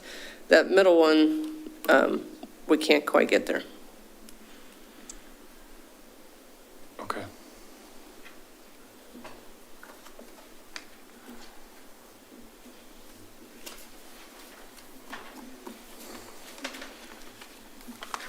Yes. Commissioner Hendricks. Nope. Oh. So a point of clarification on the 50-50 ground floor mix. So if I understand correctly, 50% is going to be living, 50% is going to be mixed use, living and retail or commercial per se. Is there, if retail was to pick up or something of that in the future, the living space there on the ground floor, is there an option there to go commercial on that space also, or is it just? You mean on the 50% that would be residential? Yeah, it would be residential, or is it just? I mean, I guess you could, I mean, if it's built conceivably, if it was built to commercial standards, 12-foot floor to ceiling heights, you could, but I would think that would be very difficult if it already is occupied with residential. Right. The other 50% would be occupied with a work unit, so that would be much easier to do. So it could convert that way, yeah. You know, from living to commercial, but that's not right. on the other side. Okay, thank That's you. Right. Commissioner Semenova, any comments, questions? I do have a question about the ponds and pond sizes and the BPA easement and how that impacts BPA if we go one way or the other. Are you asking whether the pond would be allowed under the BPA, terms of the BPA easement? Be allowed, and how it could or might impede on their ability to do any work there? So what's nice in this case is that we can look to Frog Pond West, and we built a stormwater facility in the BPA corridor for Frog Pond Crossing, which was one of the first projects we did along Stafford Road and Frog Pond Lane that Venture Properties did. So we did a pond within the BPA corridor there, and it's just a permitting process you need to go through with BPA. As long as you stay away from the towers, they're pretty copacetic with it. They review it to make sure we're not using overly tall plant materials, that they've got reasonable access, things like that. We've got a lot of room to work with in this case, so whatever needs they have, I'm sure we can accommodate. Thank you. Thank you. Any other comments or questions? All right, thank you. Thank you. Before I call for testimony from the audience, is there any member of the audience who wishes to testify who has not filled out a testimony card? If so, please fill out a card and give it to the clerk. Now, is there any member of the audience on Zoom call who wishes to testify that has not yet emailed a completed testimony card to city staff? If so, use your raise hand feature in Zoom to indicate your wish to testify. I don't have any attendees on Zoom. Okay.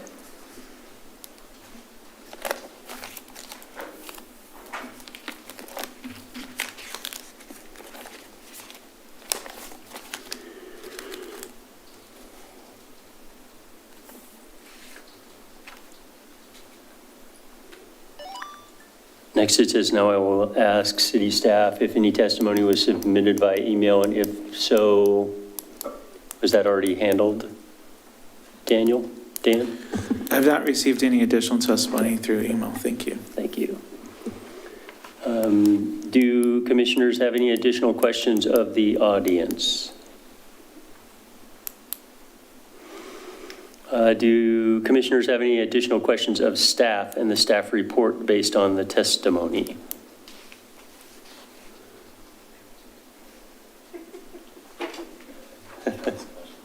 Yes.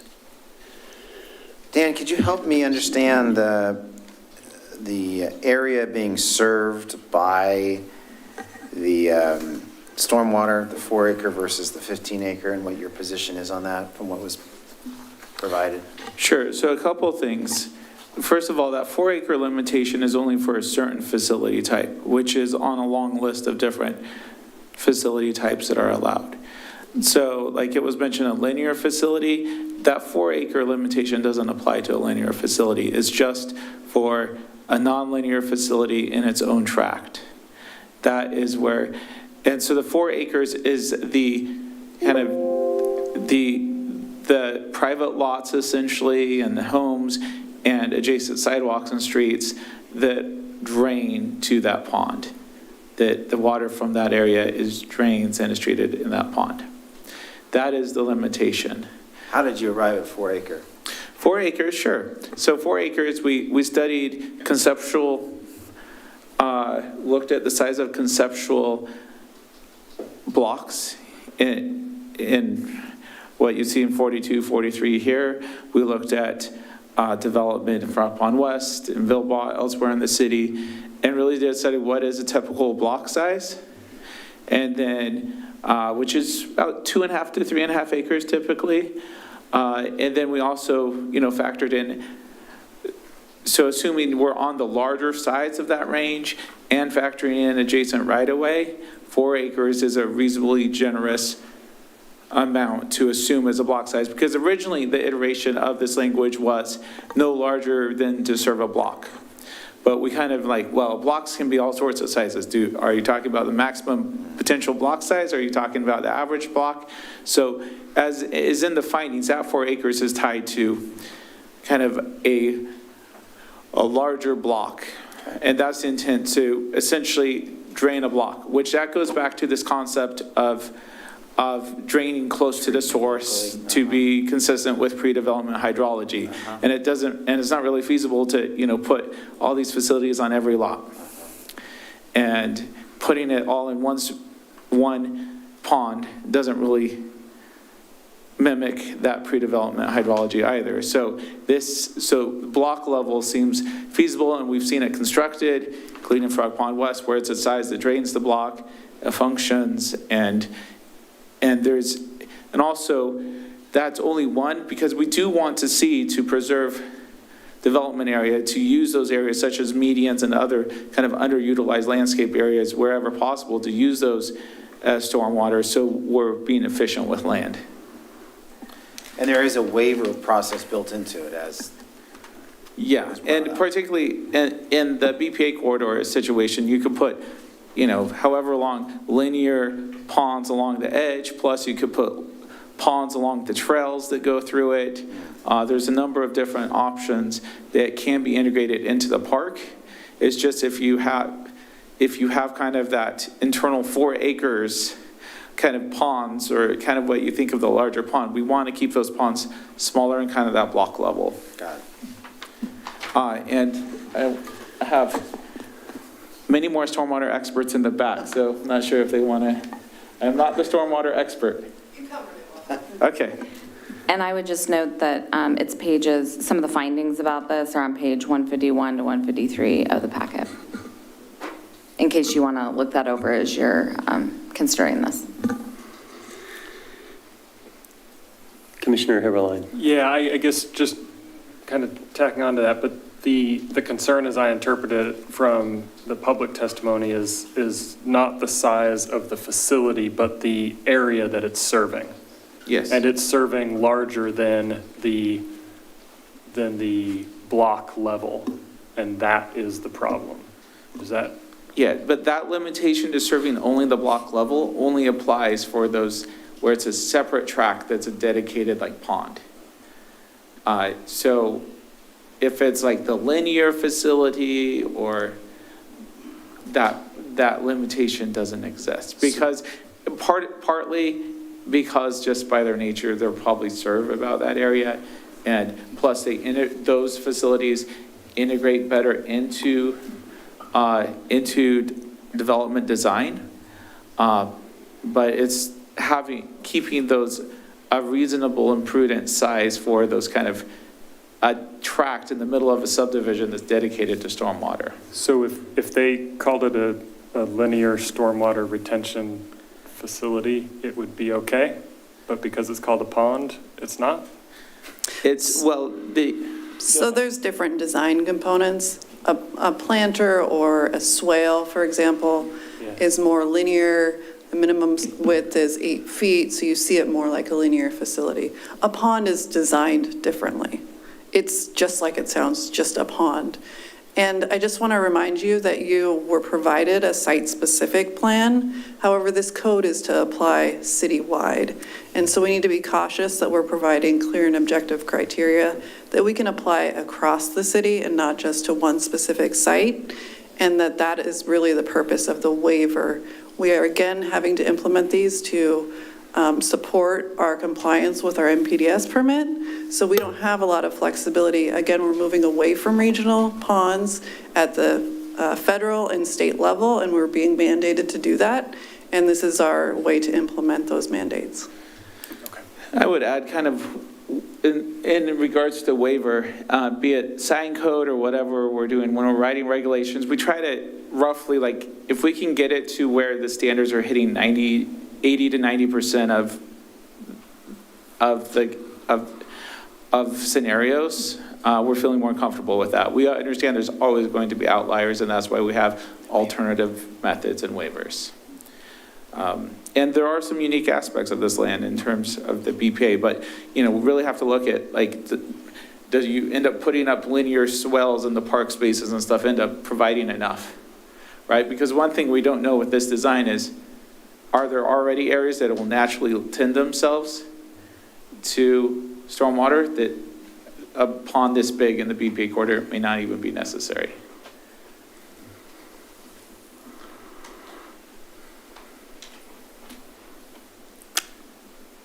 Other questions for staff on other items? Commissioner Heberlein? Okay, so the live work being treated as a commercial unit, does staff agree that the live work units qualify for the state vertical housing tax credit? Oh, it doesn't matter if we agree or disagree, but I mean, I guess the reason why I'm asking is that I guess in my view, it at least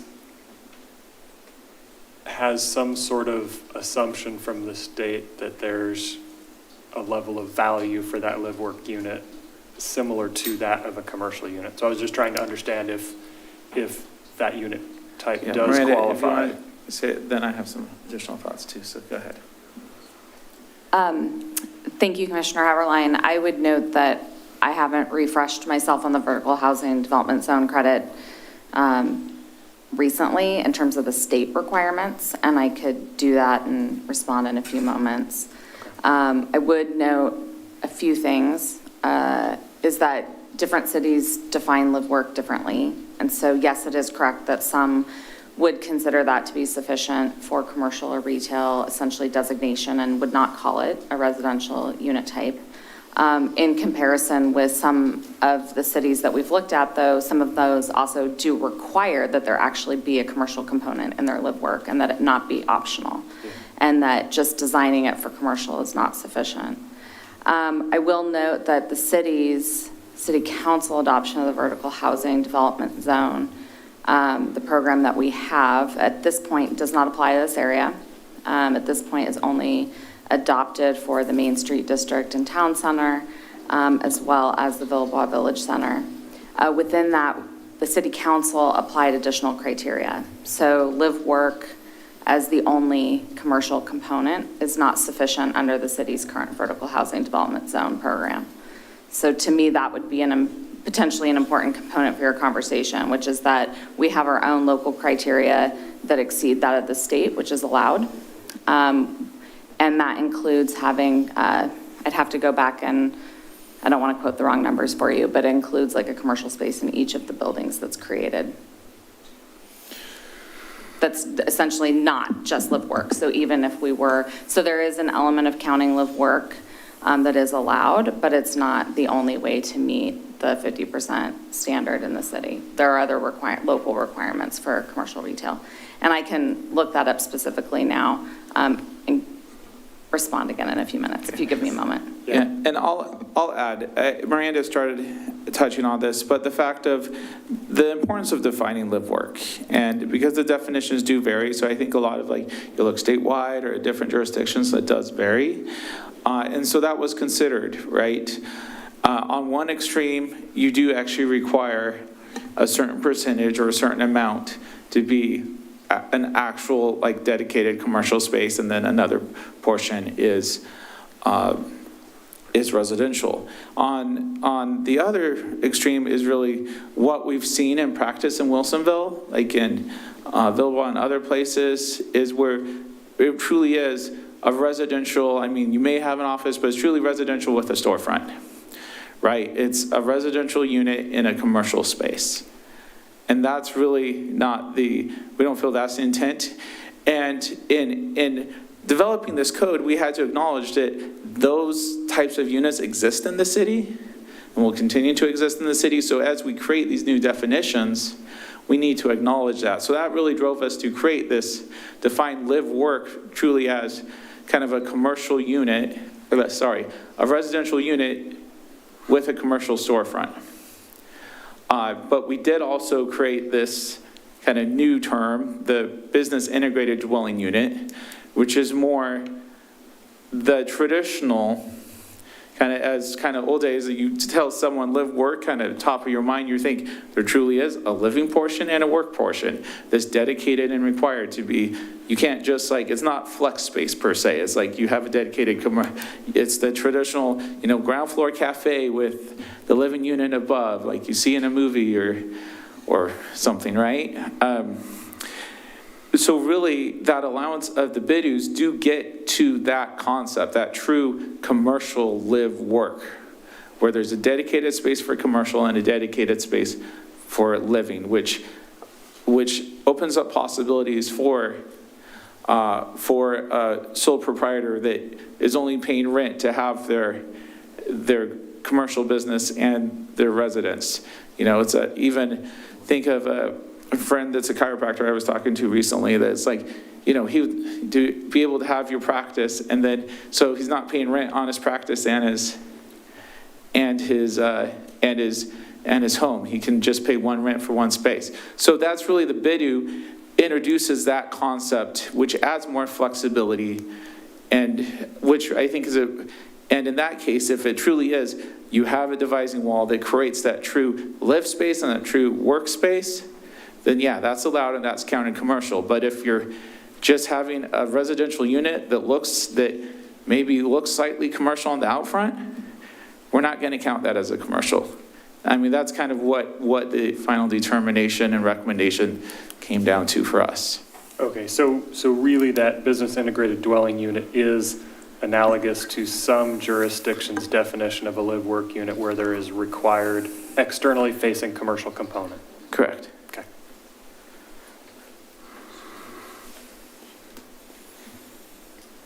Other questions of staff?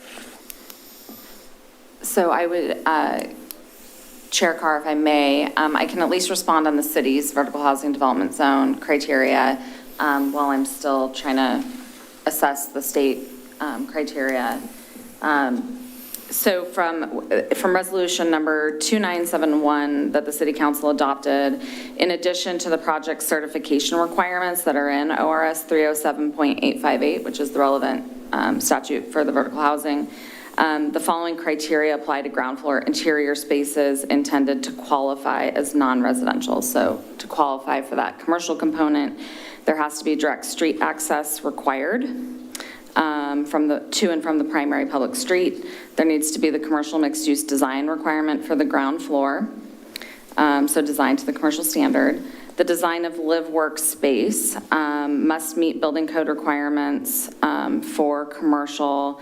The non-residential area is adjacent to and accessible from the entrance to the primary public street, and the non-residential area is or can be separated from the residential area. So there's some design requirements for that internal space. And then finally, commercial or community serving space is required in each building. So at least one non-residential space that fronts the primary public street and meets one of the following criteria.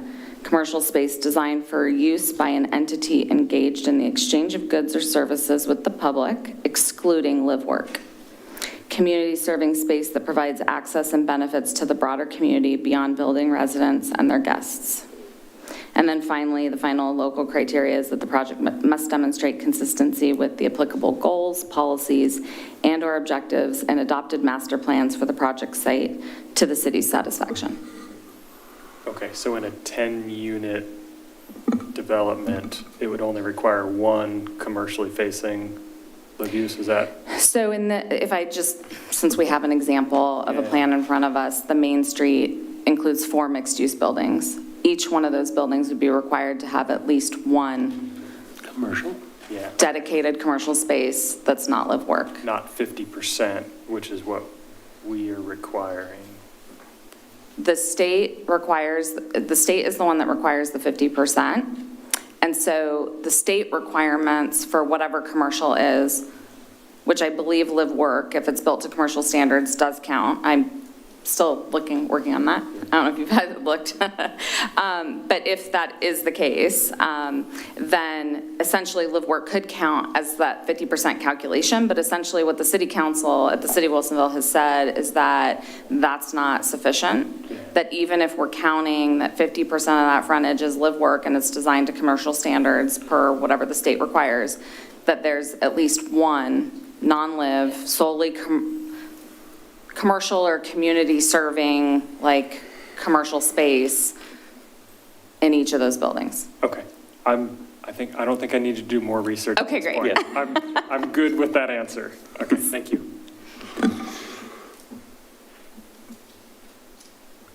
Do you have any others?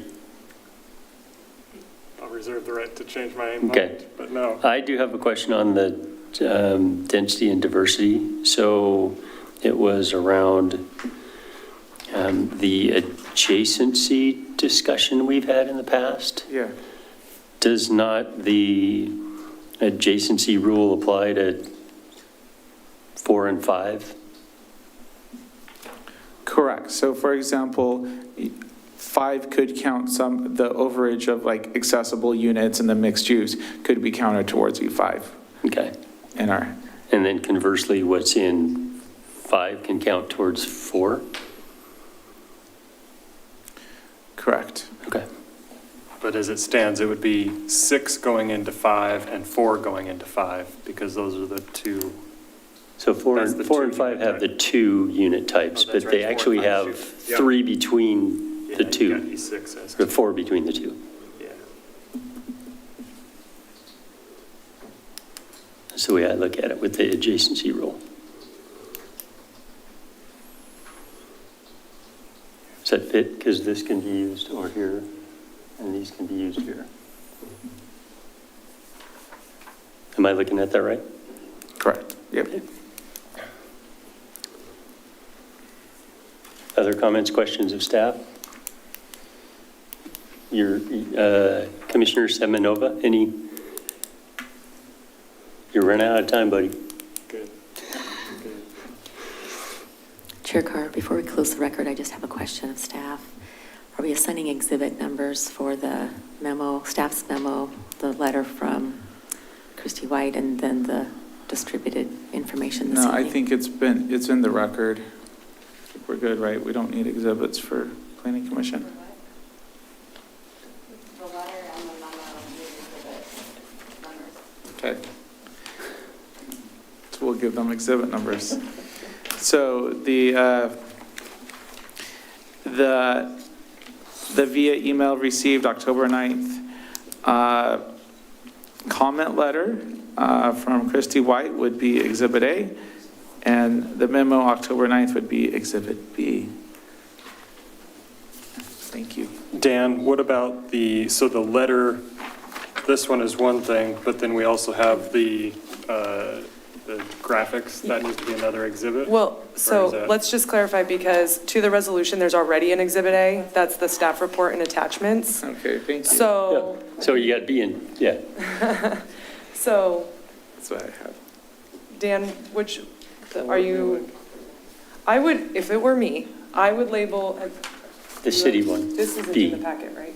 Correct. It's not in the packet. No. Okay. No, it's in I would the- label the memorandum as B. B. Yeah. So you basically have the city materials, A and B.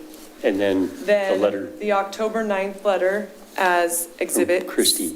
C. C. Okay. Can I ask a clarifying question before we label it Exhibit C? So we currently have, as part of the staff report, the record, and the record is attachment, Oh, okay. sorry, so the public record, which includes all testimony received, Yeah. Okay. hold on, is attachment 3 to the staff report. Which is yes. So would we integrate this into attachment 3, or would it be better to just have it Exhibit C? As an Yeah, exhibit. how about we do this? This is labeled October 8th. This packet of materials is dated October 8th. I know it was received today. And this one's labeled October 9th. Yes. So why don't the first thing we do is a motion to amend Exhibit Attachment 3 to the staff report. Attachment 3 to the staff report to incorporate these two documents dated October 8th and October 9th. So that will be one motion to amend. That'll be the first thing, okay? Then the second thing would be a motion to amend what would, Staff report. which attachment To would include this? that as Exhibit B. So that I would think be exhibit Just as an A. Exhibit B to the resolution. Okay. Is it exhibit B or exhibit? We're going to do it as Exhibit B to the resolution. To the So resolution, This is okay. going to be a motion to amend an attachment to the staff report. Okay. These two documents. This is going to be a motion to amend the resolution to include this document as Exhibit B to the resolution. And then, assuming that those amendments all passed, you would move to adopt the resolution. Got it. As amended.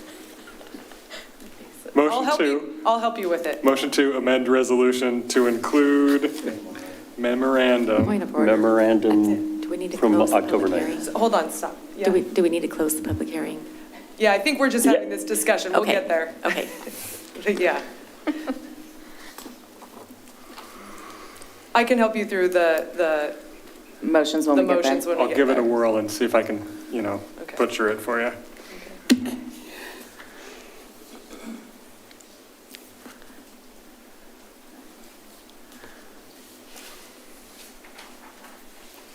What, if any, discussions does any commissioner wish to have to help ensure they have gathered all the information they need to make a decision? I note this is different than the discussion we will have to deliberate once the motion is made. Discussion at this point should focus on ensuring understanding of the facts presented and clarifying particular points rather than expressing conclusions, which we will do in a few minutes. So any additional, are you sure? Okay. Hearing no further discussion, I am prepared to close the hearing. Once the hearing is closed, there cannot be any other discussion, comment, or questions pertaining to the material matters of the case file, except among commissioners. However, the commission may ask staff specific clarifying procedural questions. Please confirm There is no additional discussion needed at this point and no further questions of staff or any party as to the issues presented to the commission.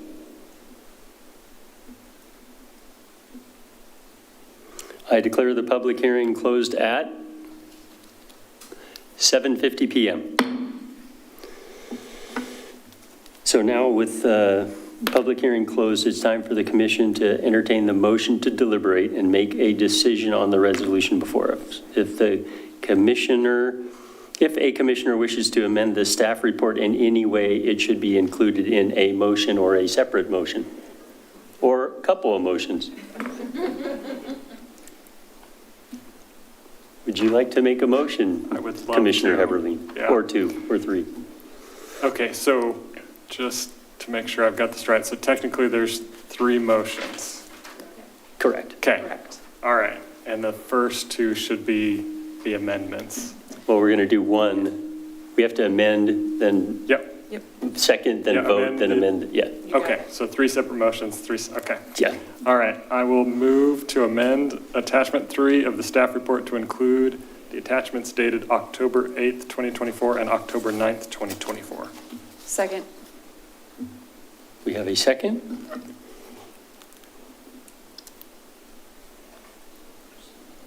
It has been moved and seconded. Any discussion? Hearing no further discussion, I will call the question. Do we need to reread it before we vote? Okay. All in favor? Aye. Aye. Did we hear you, Commissioner Semenova? I don't know if you did aye. Thank you. And all opposed? So this first motion carries 6-0.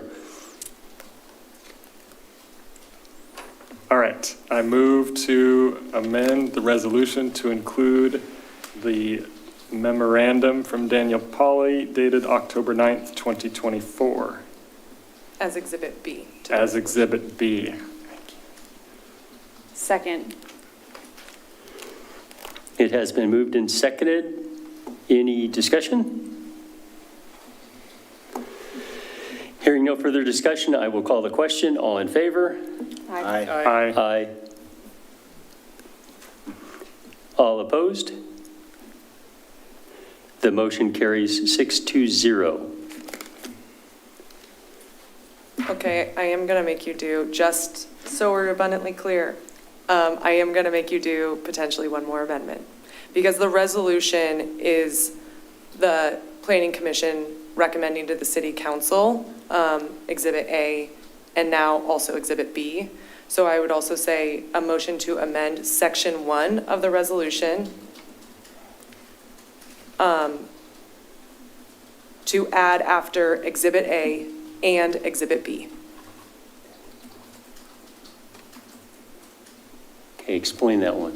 So Exhibit B is additional language that staff is proposing to include in the development code, and we just want to make sure it's clear, if you all are recommending that this language be adopted Included. by the City Council, it should be referenced, technically, it should be referenced in the motion. resolution that Okay. you're recommending that as well.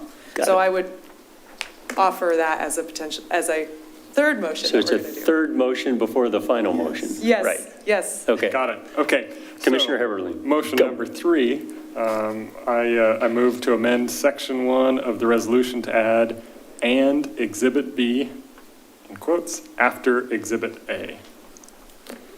Second. It has been moved and seconded. Any discussion? We all understand it. Hearing no further discussion, I will call the question. All in favor? Aye. Aye. Did we hear, was she unmuted? Oh, she nodded her head. All opposed?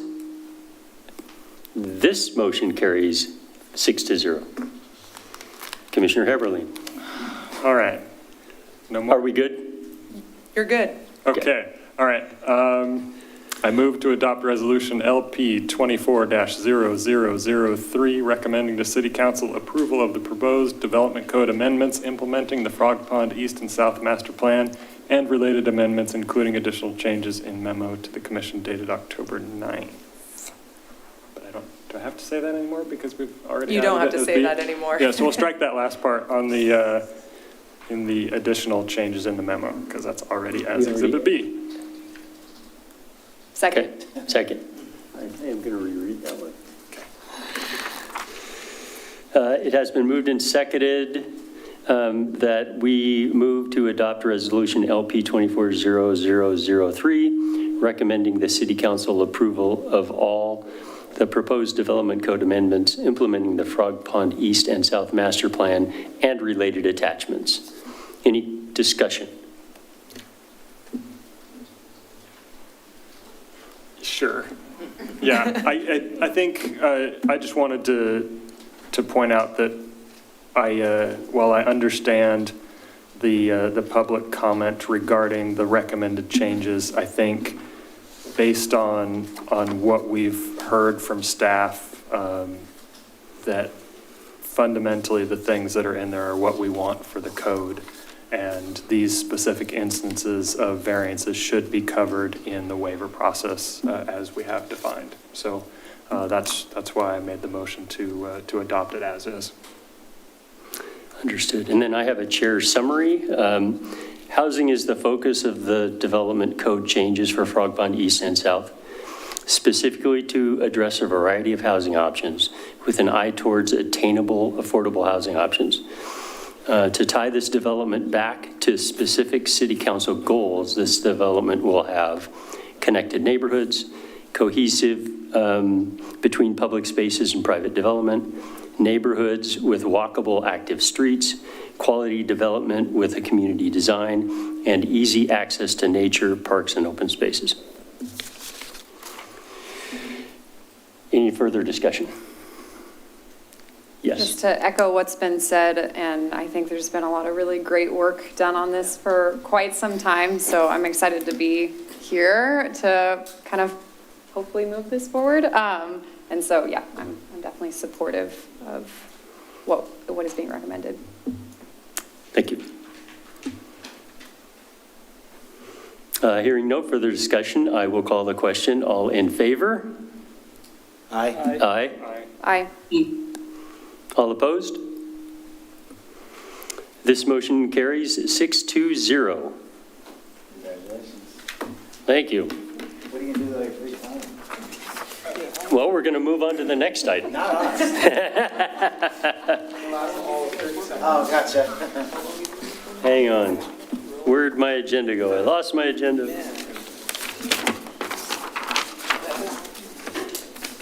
Thanks, Truman. All right, the next one is a work session. So next on the agenda is a work session for Wilsonville Industrial Land Readiness, Basalt Creek.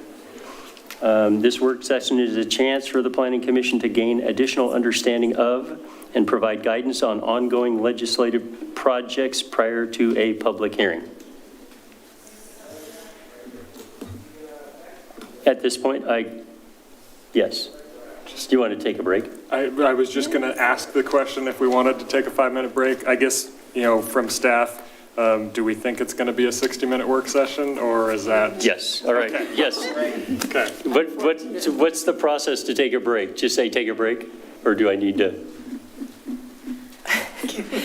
You really should do a motion to recess for however much time. Okay, motion to recess for 6 minutes. Can I do that? Second. Re-adjourning 8:05. Okay, Recommencing. adjourning at 8:05.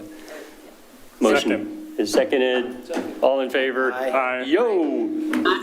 I think, so for Paula, I think it was seconded by. It was seconded By, by several of us. okay, by Ron, and then it was a 6-0 vote. It was a 6-0. Sorry. They really need a break. I'm getting a little loopy. Sorry.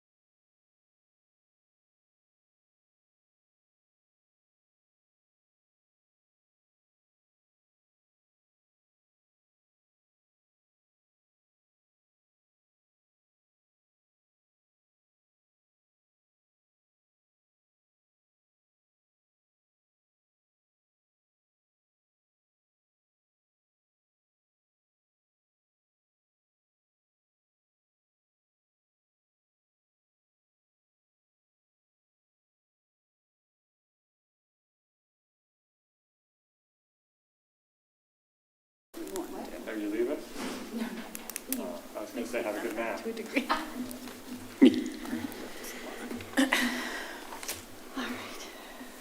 All right, we are back at 8:05. Next on the agenda is work session, Wilsonville Industrial Land Readiness. The work session is a chance for Planning Commission to gain additional understanding of and provide guidance on the ongoing legislative projects prior to a public hearing. At this time, I call for city staff to present information they have prepared for the work session. Will city staff please present? Sure. Good evening, Chair Carr and Commissioners. My name is Cindy Luxhoy, Associate Planner, and we're here tonight to seek the Planning Commission's input on the draft economic inventory and land use analysis for the first phase of the Wilsonville Industrial Land Readiness Project. And tonight, joining me, Dan, when he gets back, will be participating in this as well as Nicole Underwood from Eco Northwest. As you will recall from our presentation at the September 11th Planning Commission meeting, there are several tasks involved in the first phase of this project. Let me see if I can get the screen. There we go. Of the Wilsonville Industrial Land Readiness Project. And the focus of tonight's presentation is on the draft economic inventory and land use analysis report prepared by ECO. And I've highlighted that on the list of tasks we have for phase one. The analysis provides area-specific foundational information about economic activities in the Basalt Creek area in the context of local and regional markets, and what industries may be expected to locate in the planning area in the future. And Nicole Underwood is going to take the presentation from here and provide a summary of the analysis and findings in the report. Wonderful.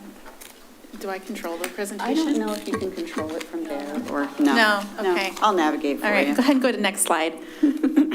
So thanks for having me, and I'm excited to be here. So since 2018, when Wilsonville and Tualatin jointly adopted the Basalt Creek Concept Plan, there have been some pretty significant changes.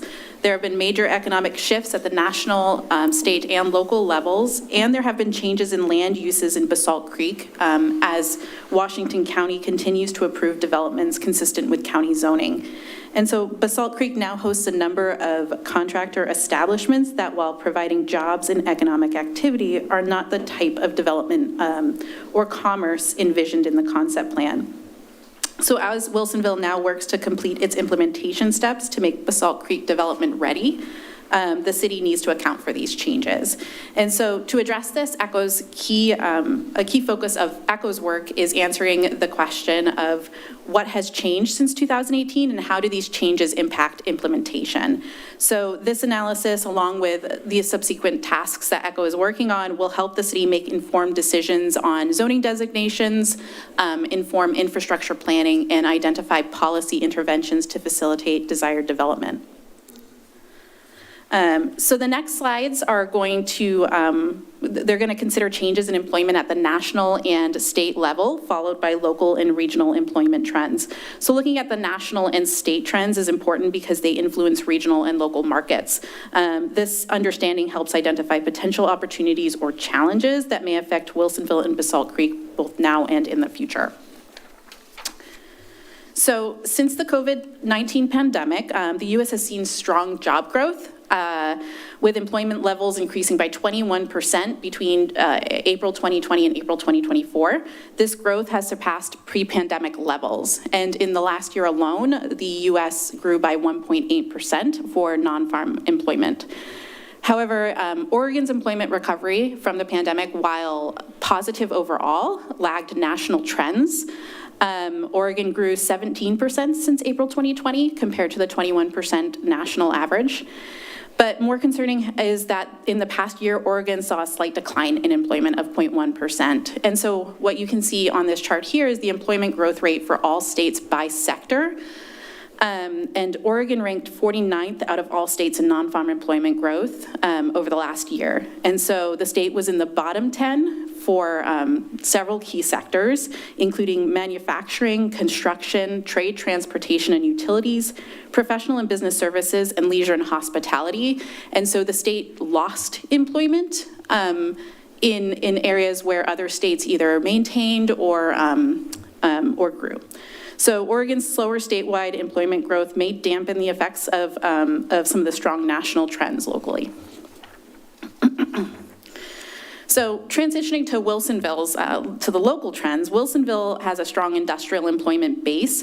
In 2022, Wilsonville had about 21,383 covered employees, and covered being employees that are covered by unemployment insurance.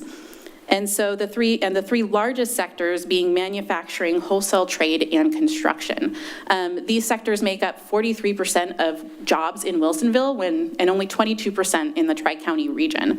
And so this focus on industrial jobs in Wilsonville really does set the city apart and highlight its distinct role in that regional economy. And then looking at growth over the past decade, Wilsonville's employment grew 18% over the past decade and added about 3,335 covered jobs. This was slightly faster than the Tri-County region, 17%, but not much. And Wilsonville's job growth was largely driven by an increase in construction jobs, which more than tripled over the past decade. And that's what you can see in this graph here. And although the Tri-County region also experienced growth in construction jobs, Wilsonville's rate of growth was considerably higher. Wilsonville also had strong growth in administration and waste management, wholesale trade, and professional services. Notably, wholesale employment rose in Wilsonville, and it declined across the broader Tri-County region over that period.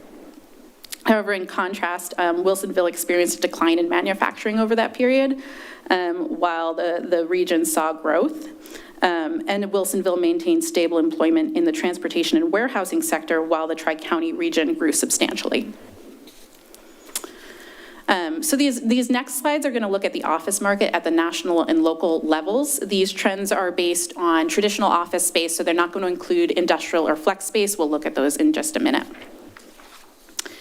And so since the pandemic, the office market has been declining nationally as remote work trends and hybrid and work schedules all stabilize, and businesses are reevaluating their need for space. Some key trends include negative net absorption, as more businesses have been leaving office spaces than moving in over the past 10 quarters or 2.5 years. We're seeing shrinking inventory, so new construction is down, and with fewer new offices built and some existing ones being repurposed, the overall inventory is less. And then there's favored product type. So, however, there's certain types of office that are outperforming others, with tenants favoring the high quality office spaces. So those may be ones in ideal locations or have better amenities. So looking ahead, the office sector is expected to stabilize in the latter half of 2025, adjusting to that hybrid work model and setting a new baseline for office space requirements.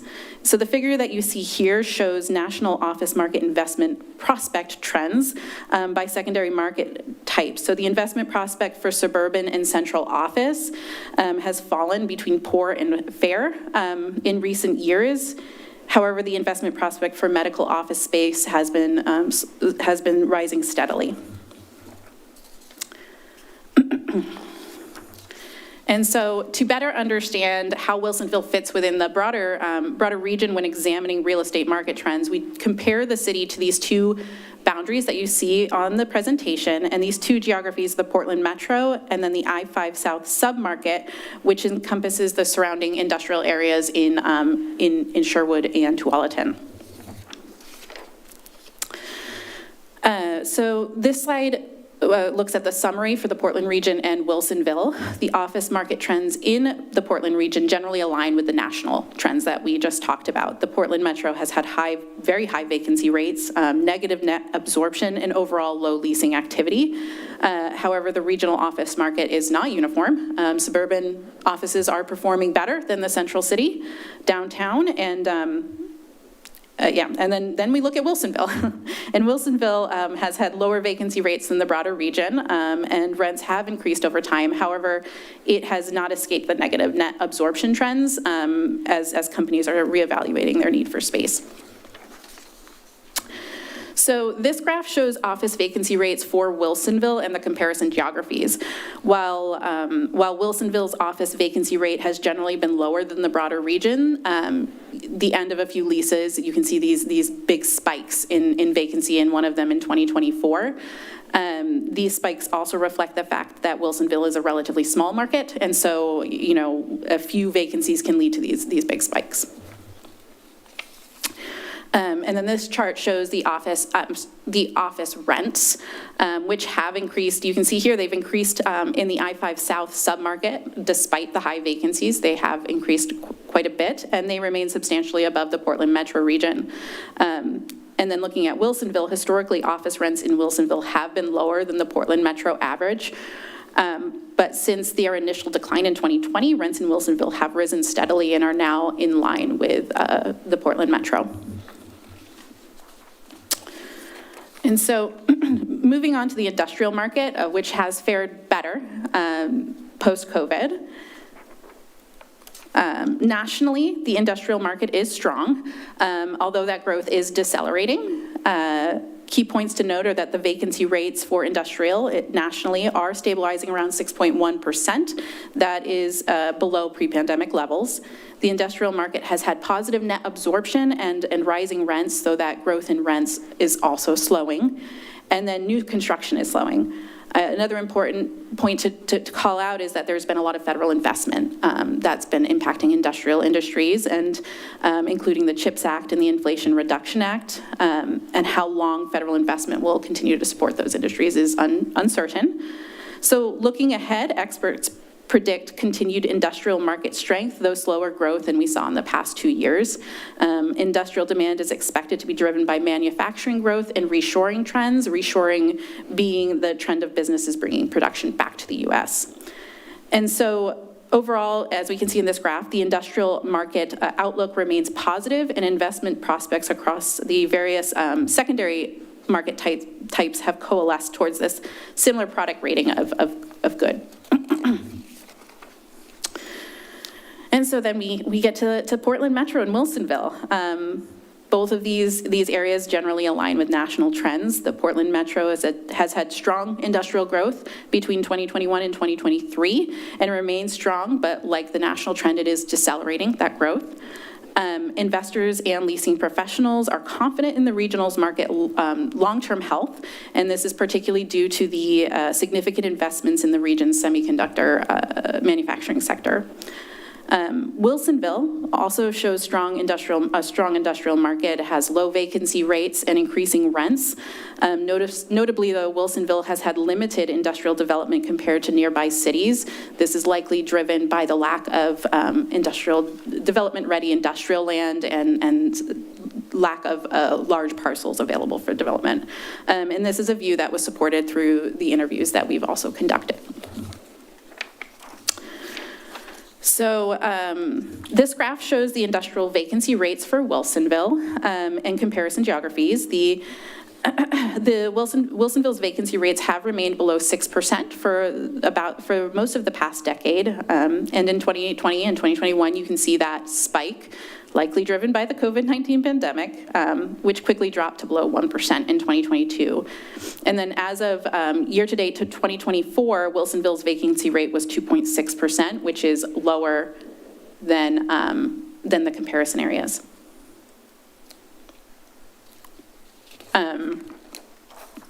So industrial rents in Wilsonville have generally increased over the past decade. And And as of July 2024, industrial rents were higher in Wilsonville than in comparison regions. And I realize I cut it off a little bit in this graph, but it does go up there. The combination of rising rents and very low vacancy rates does suggest a robust industrial market, which is potentially attractive for new developments, specifically speculative development. And then this chart shows industrial and flex, industrial and flex deliveries, or new space delivered to the market or in the pipeline for these various different subsectors. And so what we can see here is industrial development along the I-5 South submarket has recently concentrated in Tualatin and Sherwood, with Wilsonville falling behind, like we said, likely due to that lack of land. Many speculative industrial developers are seeking large sites, and this is reiterated by recent developments in Sherwood and Tualatin on parcels that are exceeding 10 acres. Local developers also report that a lot of the industrial land is coming from existing regional businesses rather than out-of-state companies. So these local industrial users are primarily looking to expand or upgrade their current facilities within the area. And many expressing a desire to be outside of the city of Portland and Multnomah County, citing different things like safety and increased tax rates. So we also conducted interviews with different stakeholders, including Business Oregon, Greater Portland Inc., local brokers, developers, and landowners, and the goal to better understand the industrial space demand in the region and the different barriers that were coming up for development.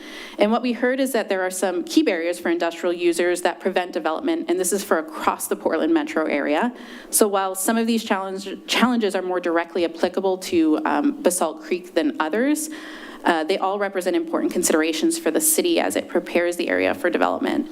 So site readiness comes up as one of the barriers. There's a lot of sites that lack necessary transportation and utility infrastructure to accommodate industrial users.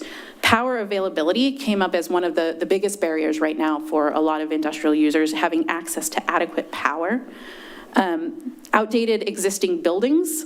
So many existing structures do not meet the needs of modern industrial users, and so there's a lot of renovations or complete rebuilds that would need to happen in those areas.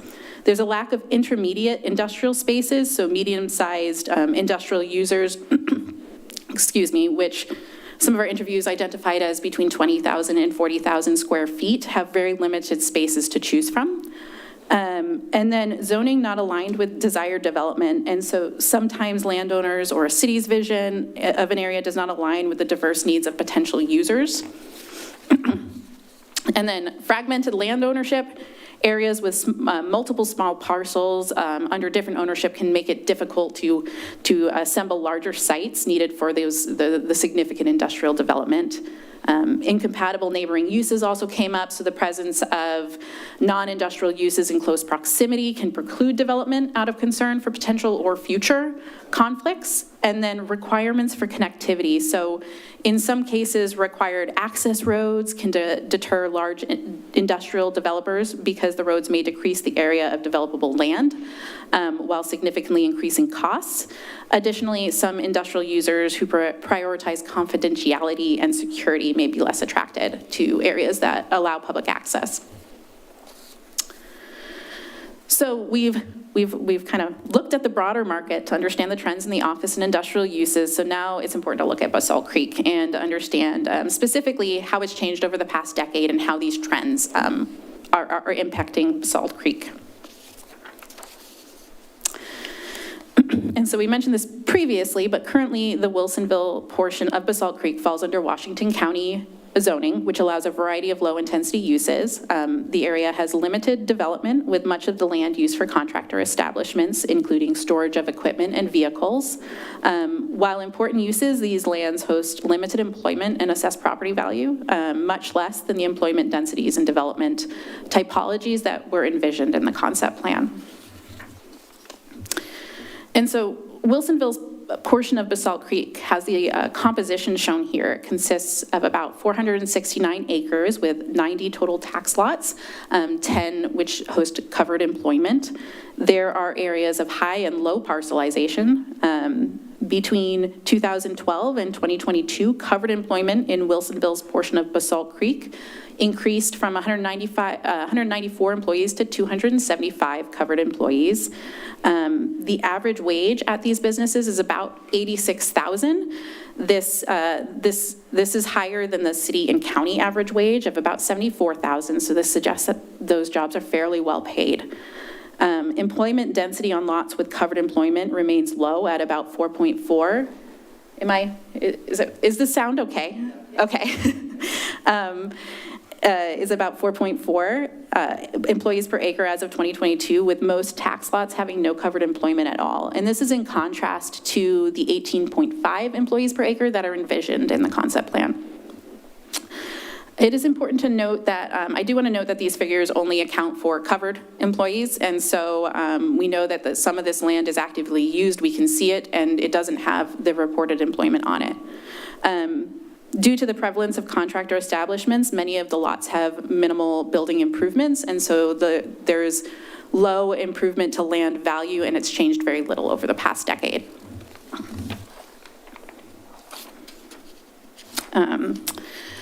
So Basalt Creek has many key advantages that make it attractive for industrial development. It's centrally located in the South Metro region. It is located in a large contiguous cluster of existing and planned industrial employment areas, including Wilsonville's Coffee Creek, Tualatin, and Sherwood. And then there are large areas of contiguous land ownership with property owners who are interested in either developing or selling for redevelopment. It has excellent access to I-5, I-205, and Highway 217, and then some existing and planned arterial roads. It has access to an educated workforce as a part of both the Portland Metro and the Mid-Valley. And it has a planned substation development, and there are long-term growth projections for employment and population in the South Metro area. However, there are also challenges, and these that can hinder development. So existing zoning, which allows low-density uses, which were not envisioned in the concept plan. This has unsurprisingly resulted in lower density uses, including contractor establishments and storage areas. It's important to note that some of these uses may be generating substantial income for the property owners, which could disincentivize redevelopment. That is something we will be exploring in a future task. There may be challenges financing and constructing new infrastructure necessary for development. There is a mix of large and small lot sizes throughout Basalt Creek, and the time and cost for site aggregation can be a barrier. Development constraints, including wetlands and slopes. You've got a lot of natural barriers to development in the area. And then growing power demands for industrial users. So uncertainty on timing and capacity could be a barrier. So despite these challenges, Basalt Creek's long-standing vision of industrial uses for the area aligns well with current market trends, which show strong demand for industrial space both nationally and in the Portland metro region. Stakeholders pointed to Wilsonville's potential to attract a diverse range of industrial businesses. This could include things like the semiconductor sector, supply chain, the proximity to Portland's semiconductor clusters, potential for large industrial sites, and access to a skilled workforce make it an attractive location.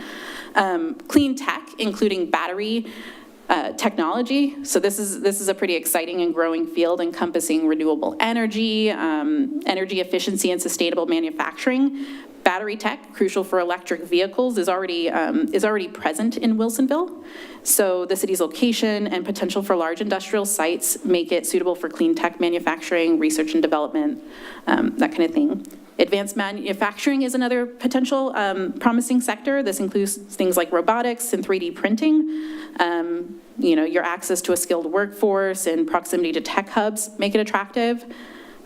Distribution and logistics. Your access to I-5 and I-205 and the proximity to Portland could make this attractive for those kind of uses. And then data centers came up in our interviews as well. So with available land and potential for a reliable power, Wilsonville could be attractive for data center development. Being close to Portland's tech companies also is an additional advantage. So, in conclusion, Basalt Creek is well-positioned for many types of industrial uses, but there are challenges. As we've just gone over, the existing low-density uses, your development constraints, lack of infrastructure, and then property owner disposition and land aggregation. So it will be essential for Wilsonville to carefully balance its development goals for Basalt Creek with market realities. While the city may have preferences for certain types of businesses, being overly selective could potentially deter development altogether. This is particularly important given the current economic climate. The concept plan originally envisioned office space within each district with the highest share in high-tech employment. This office space was anticipated to be in connection with industrial uses. However, both nationally and regionally, demand for office space has been declining, largely, obviously, due to the remote and hybrid work schedules. So while office space will likely still be a part of Basalt Creek, it may occupy a smaller portion than originally anticipated and envisioned.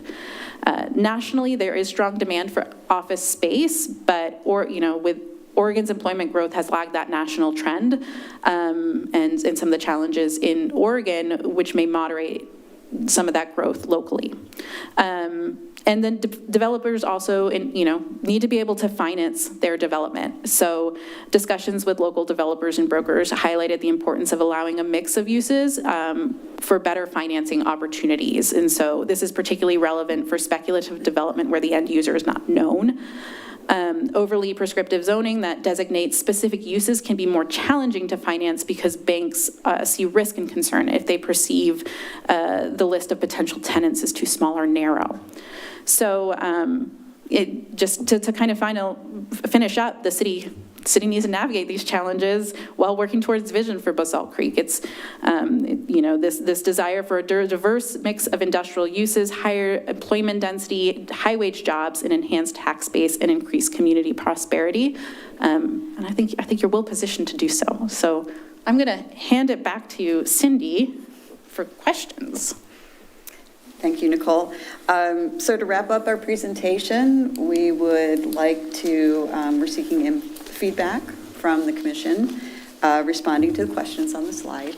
So, do you have comments or questions about the analysis and findings? And, is there anything that you find surprising or that changes your view of how the city should be thinking about Basalt Creek and planning in that area, as well as implementation of the concept plan? And we're happy to answer any questions that you have.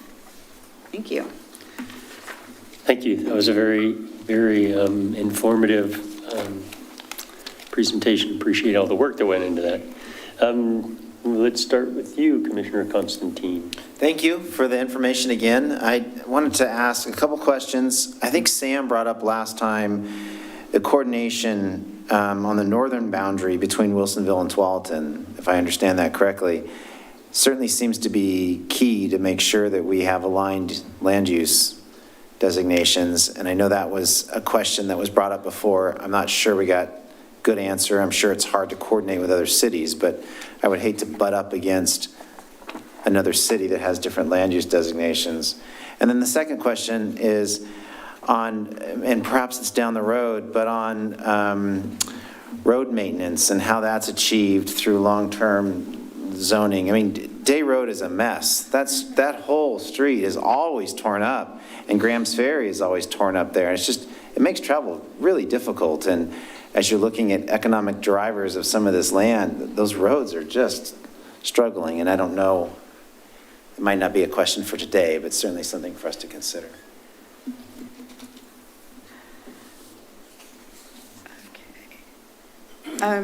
Well, I can start and others could chime in response. So as far as,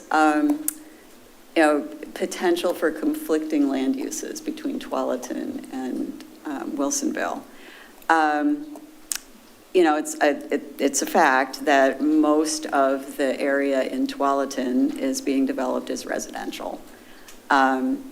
There is a portion of it west of the canyon that is to be manufacturing, and earlier this year, later last year, Tualatin adopted a different zone for that. It was manufacturing park, and they have now adopted Basalt Creek employment for that area.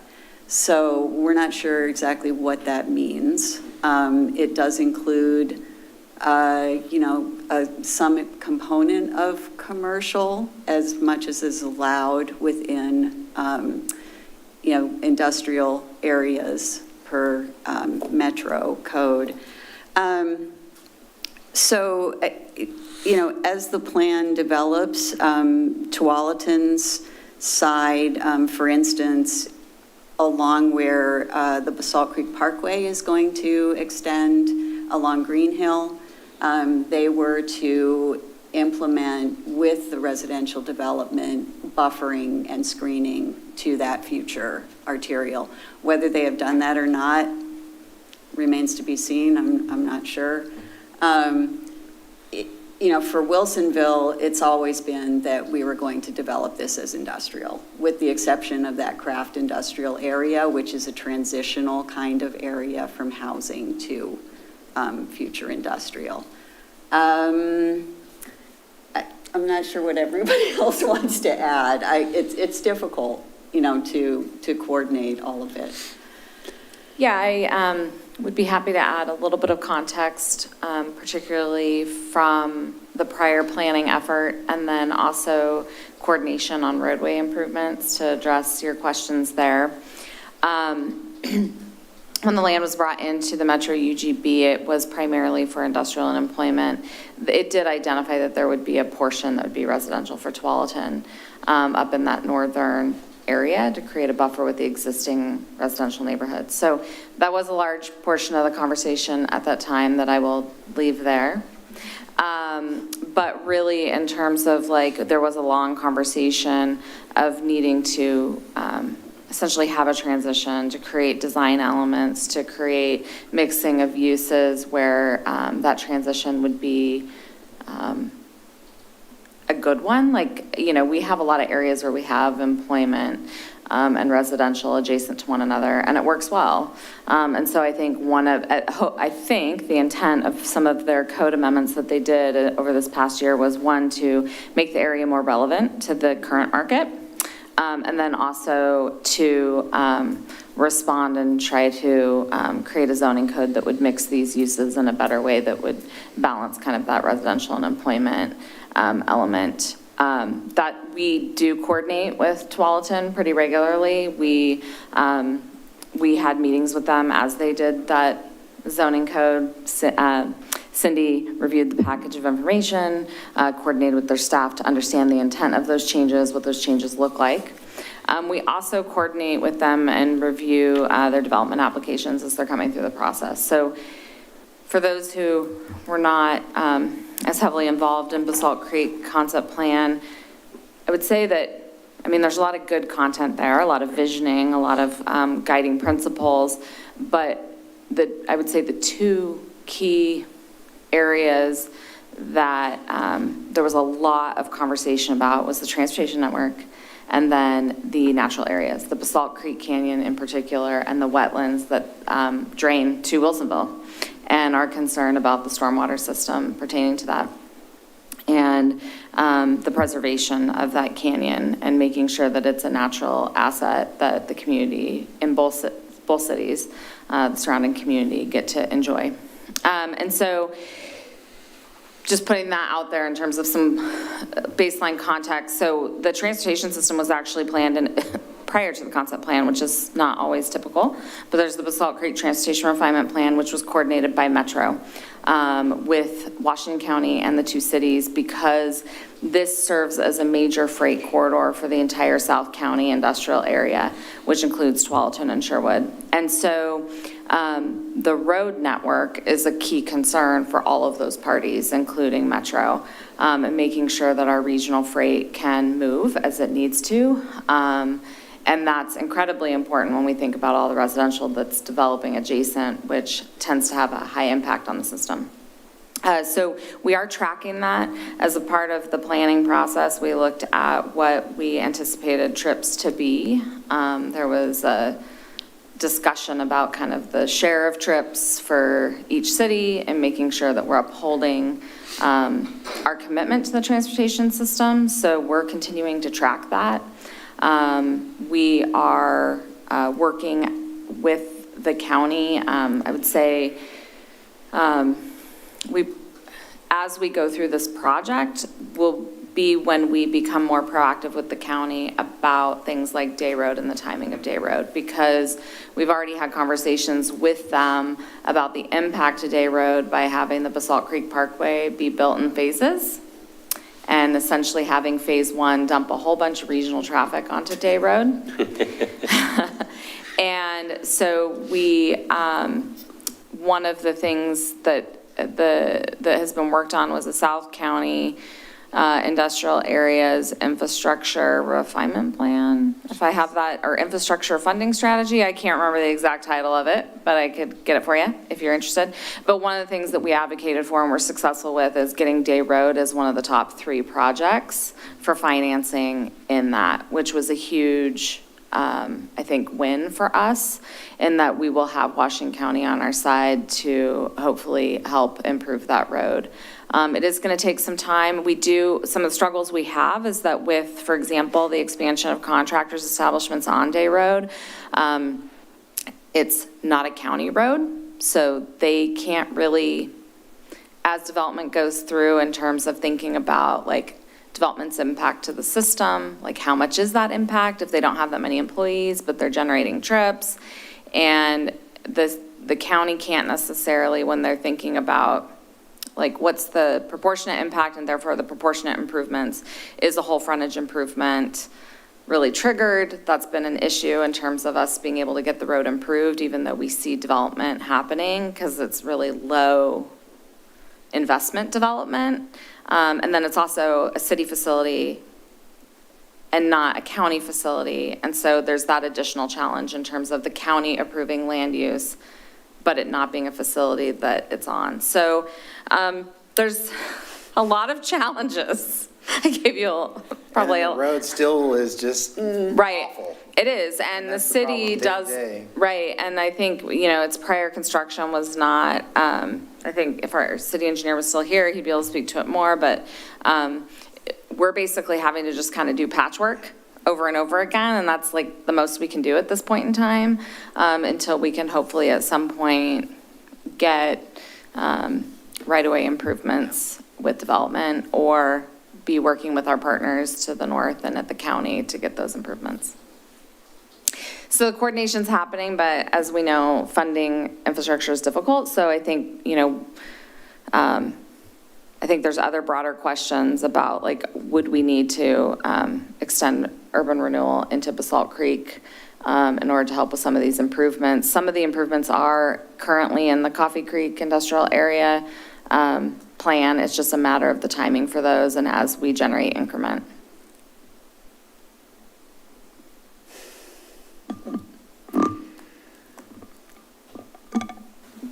Commissioner Semenova, comments, questions?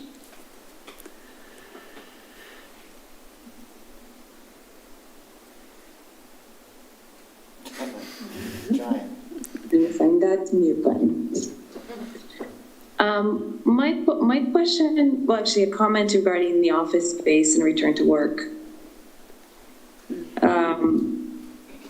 I think there's in the last couple of years, it's definitely, I could see that, drop. That was a challenge, but with all these organizations kind of revamping the return to the office, and so I wouldn't write that off completely with the need for office space, just because in the state that we're at and the innovation and the collaboration required for what's coming in the future, I think that's going to continue to come back.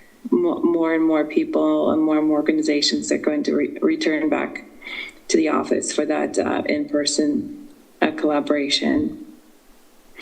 And my other question was, I was thinking through is more, I'm curious about the city of Wilsonville's like business development, I guess it's different topic, but plan, if we're looking to attract these types of industries and organizations, there's, we probably want to do that in partnership with those companies and have some sort of business development plan with everybody involved, there with all the stakeholders, because there's environmental concerns with each one of these. There's demands, like you were saying, the big energy or big water demands for these types of businesses. So I'd just be curious to hear more about what that plan would look like too.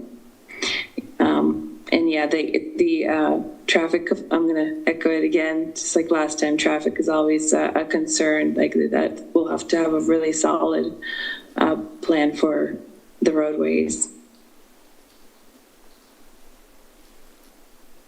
Can I respond to that office comment? Yes. Yeah, I agree with you. I think that we are seeing more return to the office, but I think what we're seeing is more of the hybrid.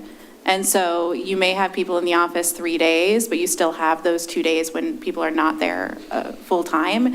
And so what we're seeing is it's not so much that businesses don't want office space, but the amount of space that they need has changed potentially, and or it has changed.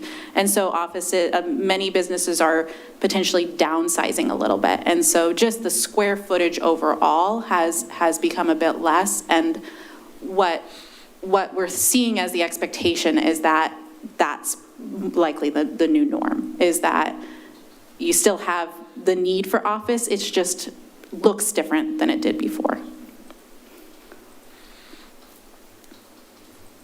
Commissioner Heberlein.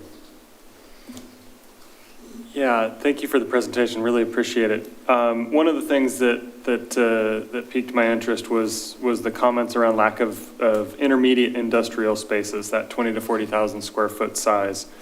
So when in that classification, is flex space included as industrial space, or is that a separate product type?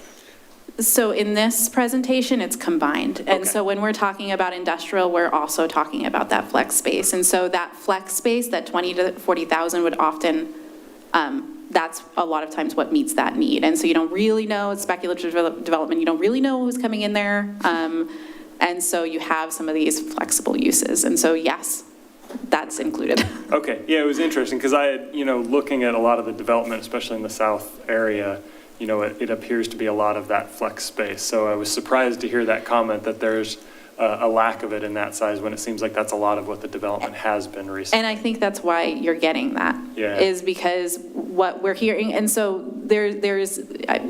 we speak with a lot of people. You're getting quite a bit of development down here. It's an attractive area, and so I think that there is that need and demand for that space, and so you are seeing it specifically in this area.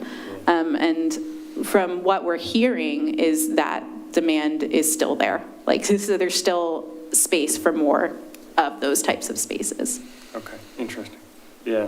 I second Commissioner Semenova's, statements around office space, and it'll be interesting to see, whether the 3 day a week stays, as the economy maybe drops down a little bit and the employers have a little more power to leverage. Flex their muscles again.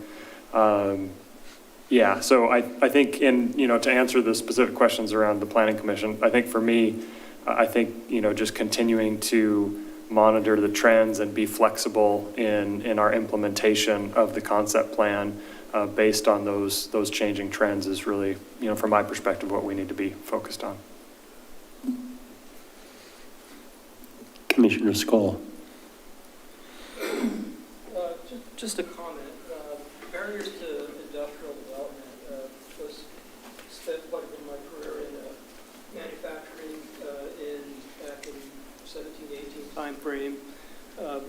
I was based up in Tualatin looking to relocate. Excuse me. And everything here basically played then, and it probably, if I understand things now, are kind of worse. Site readiness, we actually shopped for almost a year in the south submarket. Within that south submarket boundary, most of the sites we looked at were not ready for manufacturing. They weren't ready for transportation. Power was the biggest thing. Matter of fact, that became a barrier. It was too cost prohibitive for us to move into any other buildings because of the lack of power and the cost to basically upgrade. And then looking at the existing buildings, the outdated existing buildings, again, it was just it was cost prohibitive to move. And so, these things, need to be kept in mind when looking at warehousing. That's one classification, but manufacturing, mid-level manufacturing and heavy manufacturing, it's a whole different set of requirements there that is just almost non-existent in this territory or in this area. Good. Thank you. Commissioner Hendricks. Yeah, that was interesting. Thank you for sharing that. Yeah, I appreciate the context of like the national level and the regional, and I thought it was interesting that that our industrial rent was higher than the regions, but then our vacancy rates were lower, right? Yes. Okay. Yeah. Is that, yeah. I don't know. I was like, that's great, right? That's good. It shows that there's likely demand. Yeah. So I was like, that's and that nice if to you see. can get some of these sites ready, people are interested. Yeah. So that was nice to see. And then I was curious about the county coordination, and that was touched on already. And just make sure I understand. So it sounds like the land use and zoning that is allowed is a little bit limiting for what our vision for this area is. And so our plan is to kind of figure out, or I guess how are we navigating that piece of it? If we are limited in that way, what are the other options? Or is that something that's for us to brainstorm?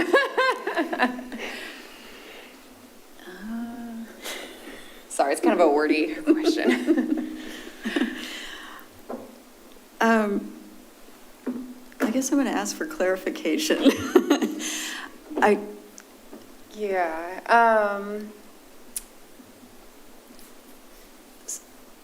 So is your question focused mainly on the zoning and what zoning we're thinking of? Or how are we working around the limitations or working within or? I think as I'm understanding the question, potentially, is that because this land was brought into the urban growth boundary, it's still in the county. We haven't annexed it from the city perspective. And so there's this FD20 county zoning, which is very limited. Yeah. Intentionally, because it stands for future development. Okay. So the intent is future development for urbanization. The county limits what can be developed in order for then a city to be able to annex it and develop to a higher potential. However, within that FD20, they also allow a certain amount of development, which is profitable, as described earlier in the presentation. And so that does create a challenge in terms of the city being able to attract property owners to want to sell and develop into the city, which can be more costly and may or may not return their investment, especially without appropriate infrastructure. So I think now if that is the question you have is like what are our options? Right. Yeah. What will we be talking about in this project as a commission to think about how we navigate that? Thank you. And so I think Cindy's actually spent a lot of time thinking about this before we started this project, right before COVID.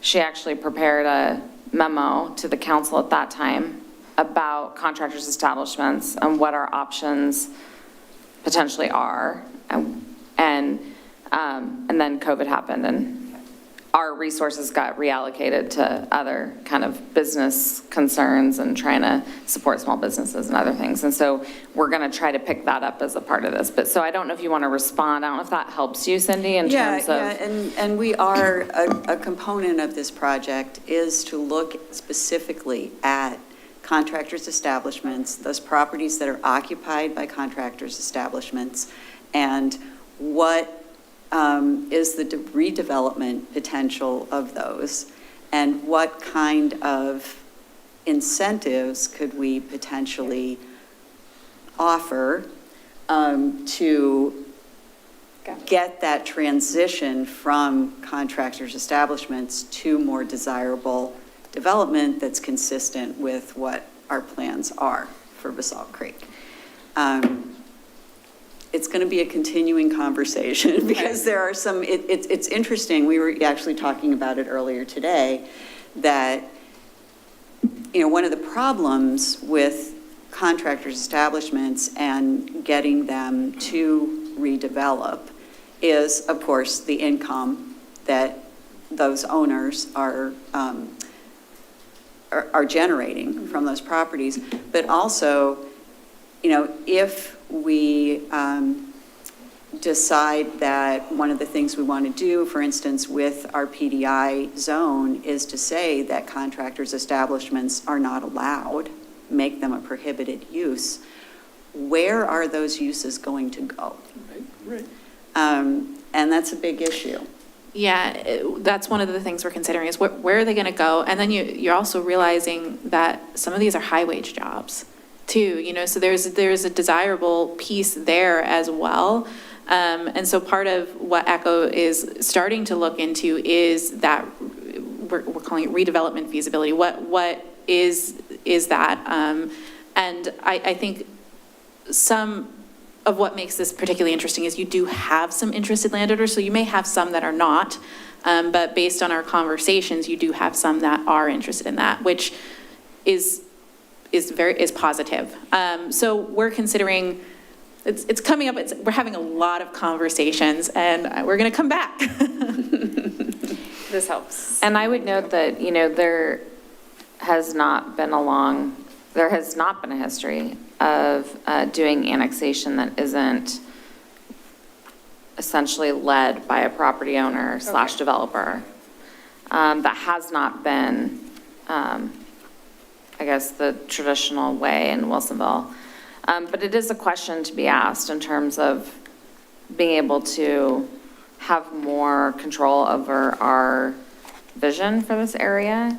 And that even if maybe we were to continue to allow these uses, but that expansion of them or new iterations of contractors' establishments, if they were in the city, that we would have more control over things like the design or the integration with our future facilities. Because right now we don't have any sort of ability to do that. You know, the county code is the county code and we can't change that. And so, you know, I think one of the questions we had for the council back in 2019 was, do we want to consider like a area-wide annexation?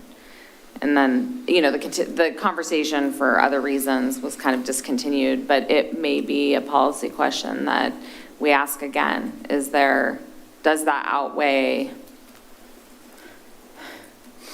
the difficulties that we have by not really having any control at this point in this area? But part of the reason why we don't is because we haven't been ready for it. We've been investing in Coffee Creek. That was the intent. We spent a lot of time investing in Coffee Creek. Basalt Creek always was the longer term, the later kind of land to come online. And so we also haven't really been 100% ready to annex land in Basalt Creek, which is the work we're doing now. So it's an ongoing conversation that we look forward to having with you and the council. Yeah, I think that forced annexation will be an interesting conversation to have, because I would hazard a guess if you surveyed the residents on that concept, they probably wouldn't be in favor of it. And so that'll be, if we chose to try to go down that route, it would very much be a lot of public outreach to get the groundswell of public opinion that would be, I believe, necessary for us to go down that route, especially since I think the city's done an excellent job of not doing that to date. And that is a great way to foster positive opinion of city government versus negative. So, yeah, it's interesting. My comments are the presentation was great, lots of information that we have to absorb. I like the strengths and the competitive advantage that I think this area offers, especially to the city of Wilsonville, but the barriers are big. Zoning, sounds like we've already talked about that, but the financing of the infrastructure, I mean, that's not going to be a small dollar amount, right? And that's almost going to have to be in place before the developers are going to say, sure. We've got the aggregation of lot sizes. I know we've talked about that in Coffee Creek area as well. And then the power demands, especially when you start talking about the industries that have shown a desire. They're big power consumers, data centers. And so based on where it is, this area of town, how are we going to be able to generate enough power to supply a very power heavy industry? So I do just want to comment also on the data center, like that doesn't have to be a part of, like it doesn't, I understand. And the clean tech, I mean, you listed 3 industries that are huge power consumers. And I think one of the key things with Wilsonville is just when we're talking to people, there's a lot of excitement around it. And so I think part of what we're also trying to get at with these kind of key industries is there could be many different uses that want to locate here. You're not super limited, I guess, is one of the key kind of points to take away from this too. But certainly what we were hearing and what we're seeing at the statewide level does cause, what we're seeing at the statewide level is actually, I think, a cause for concern. We're seeing manufacturers leaving and that kind of thing. And so I think one thing I would put forward is just caution from the city, thoughts from the city on if you put too many requirements or if there's too much here, like there's already a lot of challenges at the state level. And Wilsonville, I don't think wants to be an additional challenge or barrier. Yeah, but I thought the report gave us a lot of data to absorb, so I appreciate it. Other questions, comments? All right, hearing no further discussion, thank you. That concludes this work session. And then we move on to informational. So notes on the agenda for informational items is city council minutes. Any questions, comments on city council minutes or any input from staff on any of the items? I can take this opportunity to comment on something that was on the council's agenda on Monday and came up in prior discussions there, and that is the housing conversation guide. Which there's a note about it in the Boones Ferry Messenger. I will also be following up with additional email to the commission this week. And really, it's a tool to inform the Housing Our Future project, but also have got discussions. And as community leaders, we'll look hopefully to this commission to spread the word and potentially even host one. So, and so issue that invitation to host or to join the conversation. And so I will get that to you via email. It's also on our Let's Talk website. So happy to answer any questions about it, or Kim Rybold's also available to answer any detailed questions. Looks like Miranda may have some thoughts as well. And we are working on Spanish translation here in short term as well. Very good. Don't forget, tomorrow night, 7 p.m., homecoming game against Canby, those nasty Rebels. So don't forget, support your Wilsonville football team. And I am not at the next meeting, so I've let her know you're in charge, buddy. May I add? Yes, you may. I guess this is a question for staff about process for public comments.